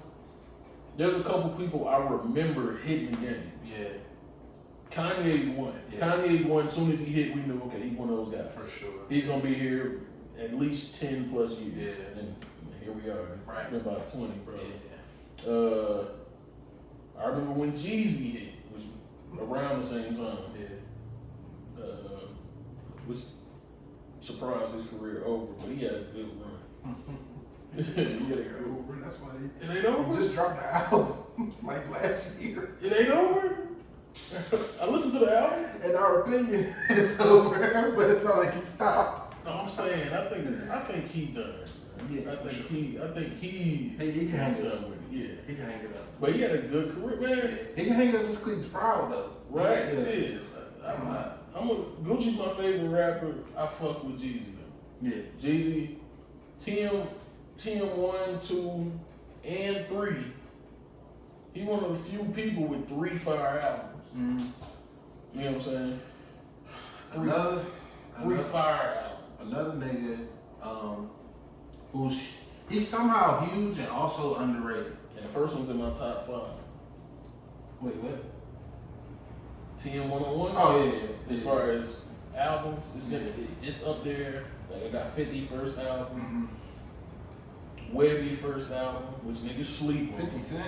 50 Cent, yeah. Okay. Yeah. That surprised me. What? Only because it's me. Yeah, No, yeah. come 'cause on, that's 50 first Yeah, album. 50, That's what literally. There's only a couple albums I feel like everybody should know where. Right, that shit transcend region. Yeah. 50 first album, Jeezy first album. If you never listened to the first Savage Life, the first Webby, Yeah. that's the one. Yeah. Now the rest of them after that, the Webby, I should have put him in my underrated as actual rappers. Yeah. If you like him, he's definitely underrated. I don't like him. And I'm saying that nigga, I love definitely good shit talk for one. But he'll say some shit. Matter of fact, just one day I'm gonna give you 2 songs. That's all you need, Okay. and that'll probably be the 2 you like. Yeah. The only 2 Webby. You know, I never listened to Webby outside of, like the hits. His hits, yeah. Cause he don't that ain't him. Yeah, but only because I was already being forced to listen to Boosie. Yeah. And so I'm not They're gonna listen different. to. Yeah, I was like, but I can't. I can No. do one, but I can't do the other. No, I feel that. I'm I not feel doing that. two. This folks in fucking. There's plenty of Boosie fans that don't listen to Webby. Yeah, I won't say plenty. it's enough. Yeah. But one guy to me who's, like I said, he's huge. He's rich as fuck, but he's still, to me, lyrically and musically underrated, and that's Rick Ross. I love Rick Ross. Okay. I'll give you that. My problem with him, his problem, and there's a couple other people I put in the same category. I've had this conversation before. He doesn't have memorable bars. You remember, yeah, he was spitting. You don't remember, damn, what was that line he said that I thought was so fire? Yeah. But I can agree with you, but at the same time, that's good for me. That's good for The you. way I listen to music, because I can keep listening to his shit. You know what I'm Keep saying? getting a different little. And keep getting little different nuggets and shit like that. Like it's one song, the John Santorini Grease, where he just rapping for like 5 minutes. I think I heard that, Yeah. Every time I listen to it, I hear something else that was like, wait, he gave me, that's a whole nother nugget. And it didn't sound that crazy because it's not like a super metaphor or double entendre. But what he said was, something that I can, like, that's a life lesson that I just got from that. You know what I'm saying? The thing I like about Rick Ross is he pays homage to a lot of the old Louisiana niggas. Like, there's a lot of his verses, that's old Master P verses on a song nobody would have ever listened to. You know what I'm saying? Like, 'cause that was the thing, Master P, No Limit, that was my shit back in the day. You know what I'm saying? Like, before, cause you gotta remember, they were what was big before Cash Money. Yeah. You know what I'm saying? So, but there's one Rick Ross song, 300 Soldiers. If you ain't never heard I that, know what you're talking about. that is a Rick Ross verse. Right. I mean, that's a Master P verse. Right. And I was like, cause nigga, everybody swear Master P just can't rap, blah blah blah. But he done fed the game plenty of bars, plenty of love. Or He's one who's so authentic that to certain fans it don't matter how well that shit was written. facts. It's coming from the heart. This is exactly what I'm living. Right. Yeah. Yeah. Like Good or bad. yeah. I never really I've never even really listened to Master P. That was what I was about to say. Yeah. It was like Master P stopped rapping in like 2000. Yeah, that's what I'm saying. I heard the I seen no videos. You know what I'm saying? 106. You know what I'm saying? With the cash, with the No Limit jerseys. Yeah, No Limit jerseys and shit like that. I saw the videos. It didn't really pique my interest. So I never really listened to Master P. But I do respect the shit he's done and the fact that he was able to make movies and shit like that. But you know what I'm saying? Niggas making movies was tough. You know what I'm saying? So I do respect them doing shit like that. I purposely made sure to keep listening to that No Limit Soldiers so I would forget Rick Ross's verse on 300. That's funny. No, I felt bad. I was like, damn, I done forgot my guy's shit. You know, so I was like, hey, I can't listen to 300 Soldiers. But I love, like, Rick Ross is one of them for me, man. I listen to shit all the time. Every album he dropped is something I run to. The album, like the multicolored when he was beefing with Jeezy. Yes. That fucking with Sanctified and War Red. Yeah, Master. Why he buried my nigga Tracy T, man? Yo.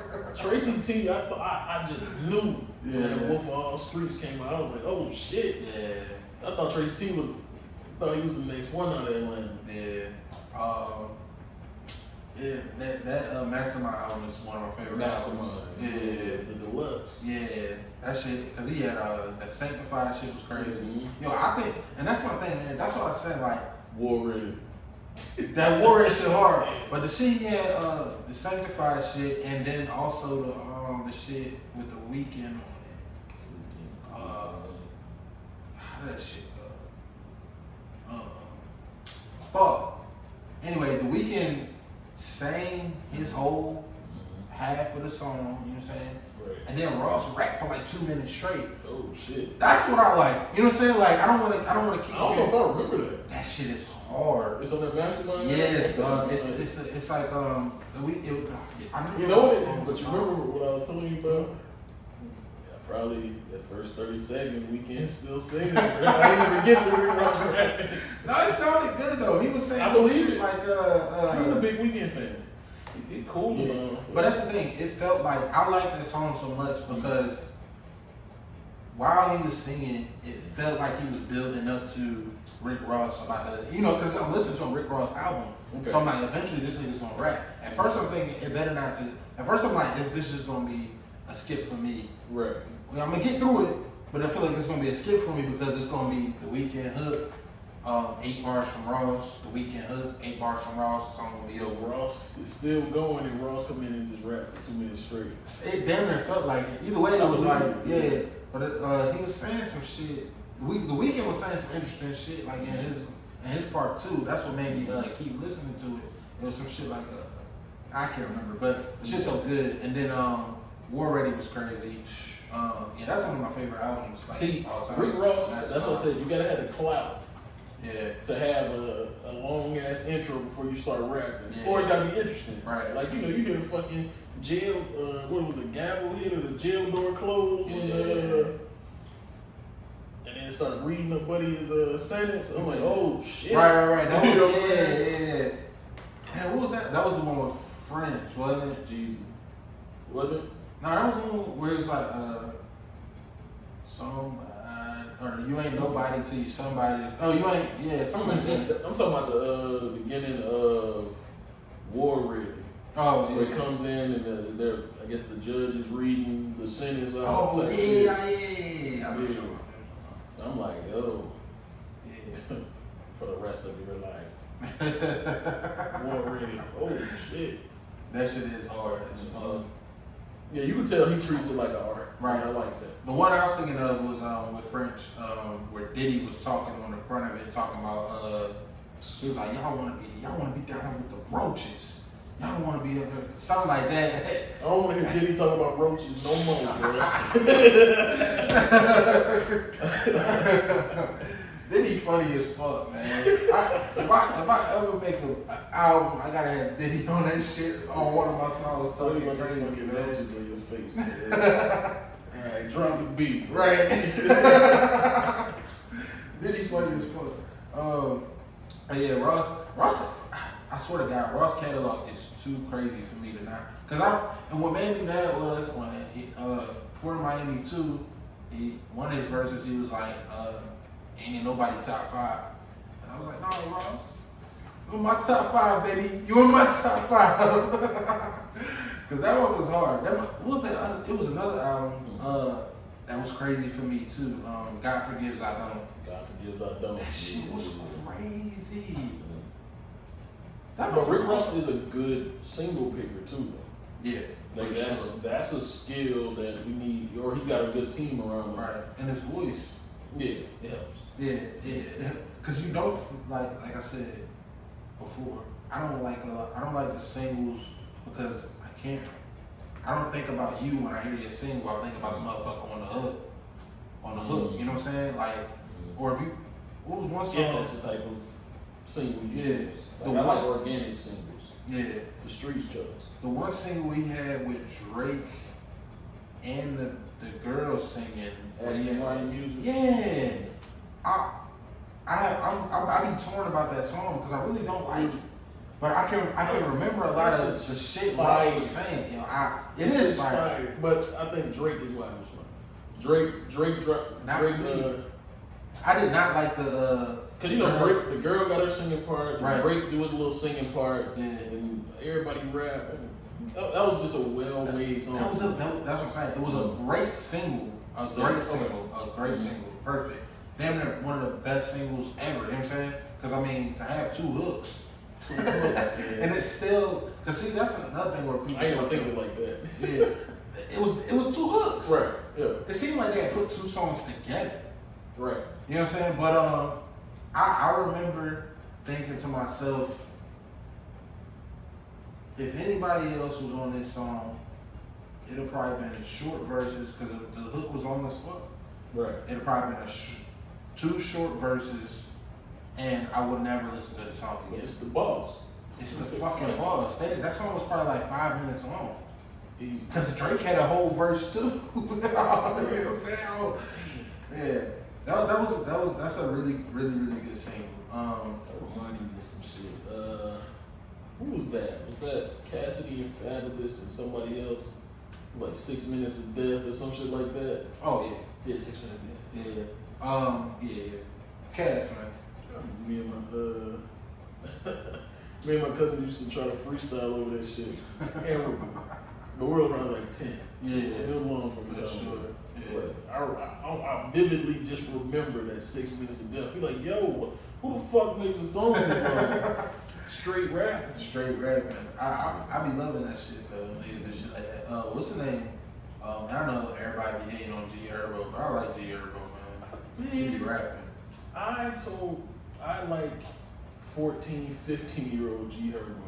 Way back in the day when he was doing a little freestyle. But that's what I was about to bring up. Yeah. When he used to do 4 minutes of something. Yeah, he had like a series of songs. Yeah, like some 4 minutes of something. I know exactly what you're talking about. Crazy on each one. Just in a random little part and him and a bunch of Yeah, but he still be doing that shit though. Where he drop a song that's like 3 minutes long and no hook, no nothing. He just rapping. I love that shit, man. He had an album. What was that? Welcome to Phasal Land. Yeah. Whatever it's called. Yeah. The album he dropped called PTSD. That shit was real good. That was one of the I'll admit, I ain't listen to him. I like this old shit. Once he got hot, I ain't listen to him. There's a lot of niggas like that though. I feel that because I stopped listening to a nigga once they get hot too. Only because I'm scared of that single shit. I'm scared of that. Like I really be like when I say I'm scared, I'm not bullshitting. Right. Like I be scared when niggas get hot because I feel like I can't listen to them. Right. Not because of like other people listening to them now, so it's just the fact that I know that their music is gonna change for the worse. Some of them it changed for the better. Like you said, the Migos, that should change damn near for the better. Man, bruh, on that it was either Culture or Culture 2. Right, Culture. The one that had the what was that song with the fucking band and shit playing, like saxophone? You the one with 2 Chainz? I think so. I know what you're talking about. You niggas in trouble. That one? No, that one. No. That's my shit. That's my shit. I think it was on that same album, but nah. It was the one that was red. The cover of it was red. I'm talking about and literally somebody on saxophone just playing. I used to be high as fuck. Straight. I'm talking about boop, repeat. Oh, that was my I know what shit. you're talking about. That's on Culture. The 3. Is it? No. Avalanche. No. It was before that. Okay. Yeah, I like that Avalanche joint too. Avalanche was tough. Yeah. But no, this was. Yeah, you gotta find that because I don't know which one you talking about. Nigga, that- Avalanche was like that too, though, where they would just it started niggas out kind of make soft. music, man. They got into a bad, yeah. Niggas make music. Yeah, I Culture like too. the Migos, man. Um, The boys be rapping for real, man. The Migos. two player. Two. Oh, yeah, Two that was player my with 2 Chainz. Yeah. That's the, bruh. I gotta make it. I was just talking to a girl about this earlier. I said I done fucked up and mixed 2 playlists. You know what I'm saying? But I do this every couple of years. I gotta start over from scratch. Yeah. I don't make playlists no more. I did. I do obviously, but Yeah. cause I like to download. Like I'll download a whole album, but I might only like if I make a playlist. Like the last playlist, which I gotta delete and start over. It was called Never Skip. Yeah. You know what I'm saying? No skips. You know I'm supposed to just let it ride. Hit Yeah. shuffle, let the shit That's ride. how our playlist, man.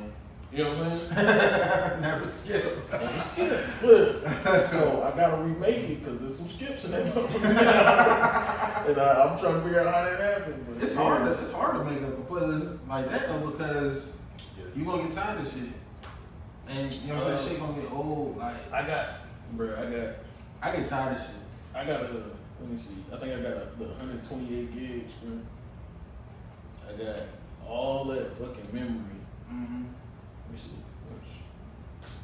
What's that? How much you got? Yeah, I got 128 gigs. I got 3 gigs available because I probably got the amount of fucking music. What kind of phone you have? iPhone? You don't just download. You download shit to your phone. Yep. Why? To my music? Yeah. I mean, I got Like you don't just download. Like you don't like use Apple or Spotify. no, I got it's on Apple Music. But I'm saying Apple Music saves too. Damn, man, you didn't realize that. Yeah, I have 61 gigs of music. You know what I'm saying? I didn't even realize they even counted that shit. I thought it was just like You download can as much keep as you want. you can keep songs, but it makes it stream every time you do it. Instead of just you already got it. They don't have to buffer, so I can listen to it if I don't have no signal. Right. Yeah. Nah, I be downloading like albums and shit. Yeah, And like certain singles and shit like that. But I didn't know they was like yeah, they keeping only track. Yeah. Yeah, for sure. So yeah, I'm gonna remake the list. It take me a while to do it. I gotta do it probably every couple years, but then it's kind of cool to go back. Mm-hmm. You know what I'm saying? Like, I got a playlist from 2016. It's crazy. Like, that was a good year of music, period. 2016 might have been the last peak year. But I think that was when a lot of niggas came out or dropped their hottest shit. I think that was, DS2 was out before that one day. No, that might have been. Nah, DS2 was way before. DS2 was like 2014. I remember where I was at specifically when I first heard I remember it. where I was working. I was. don't remember the year. Well, the reason I remember the year is because I was in Kentucky. Oh, okay. My freshman year of college. Gotcha. When I first heard that shit. So I had to be like 2014. So maybe it was like Monster. It might have been when that mixtape Future made with Zaytoven. Beast Mode. Beast Mode. Yeah. But That nigga was going crazy, bro. Zay or Future? Future. He was going crazy, bro. He's one of the ones that probably had 1,000 more songs in the vault he didn't release. Yeah. That shit's nuts, man. It is. Yeah, I gotta put Ross up there as probably my most underrated because I put him in my top 5 and I don't think nobody else would do. Mm-hmm. You're probably right. It's everything for me. Like he got the type of bars that I like. It's not super lyrical like some motherfuckers try to get. It's never super conscious, but dropping gems. Right. Dropping the shit that's important to him. Dropping shit that's important that you can, you know what I'm saying, you can learn something from, but at the same time, like, it's still hard, it's still grimy, you know what I'm saying, I can listen to it before I whoop somebody ass, or I can listen to it before I come into work, you know what I'm saying, like. This nigga did it. He said the perfect thing, nigga. This is Ashton Martin music. This is rich nigga music, man.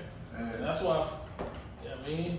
And then he be saying shit too that don't make any sense to me, like, He'll say some shit like, got the diamond Cartier glass. I'm like, ain't no fucking way you got diamond Cartier glass. And then you find out you really do. You're like, oh.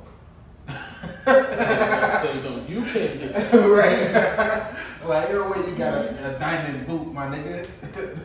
He go do some type of MTV crib, so he got 6 pairs of diamond Right. boots. He show you all the fucking bunions on this shit from yeah. I bought a cow. Nigga literally did, man. That nigga's crazy, man. But Yeah, no, that he. is crazy.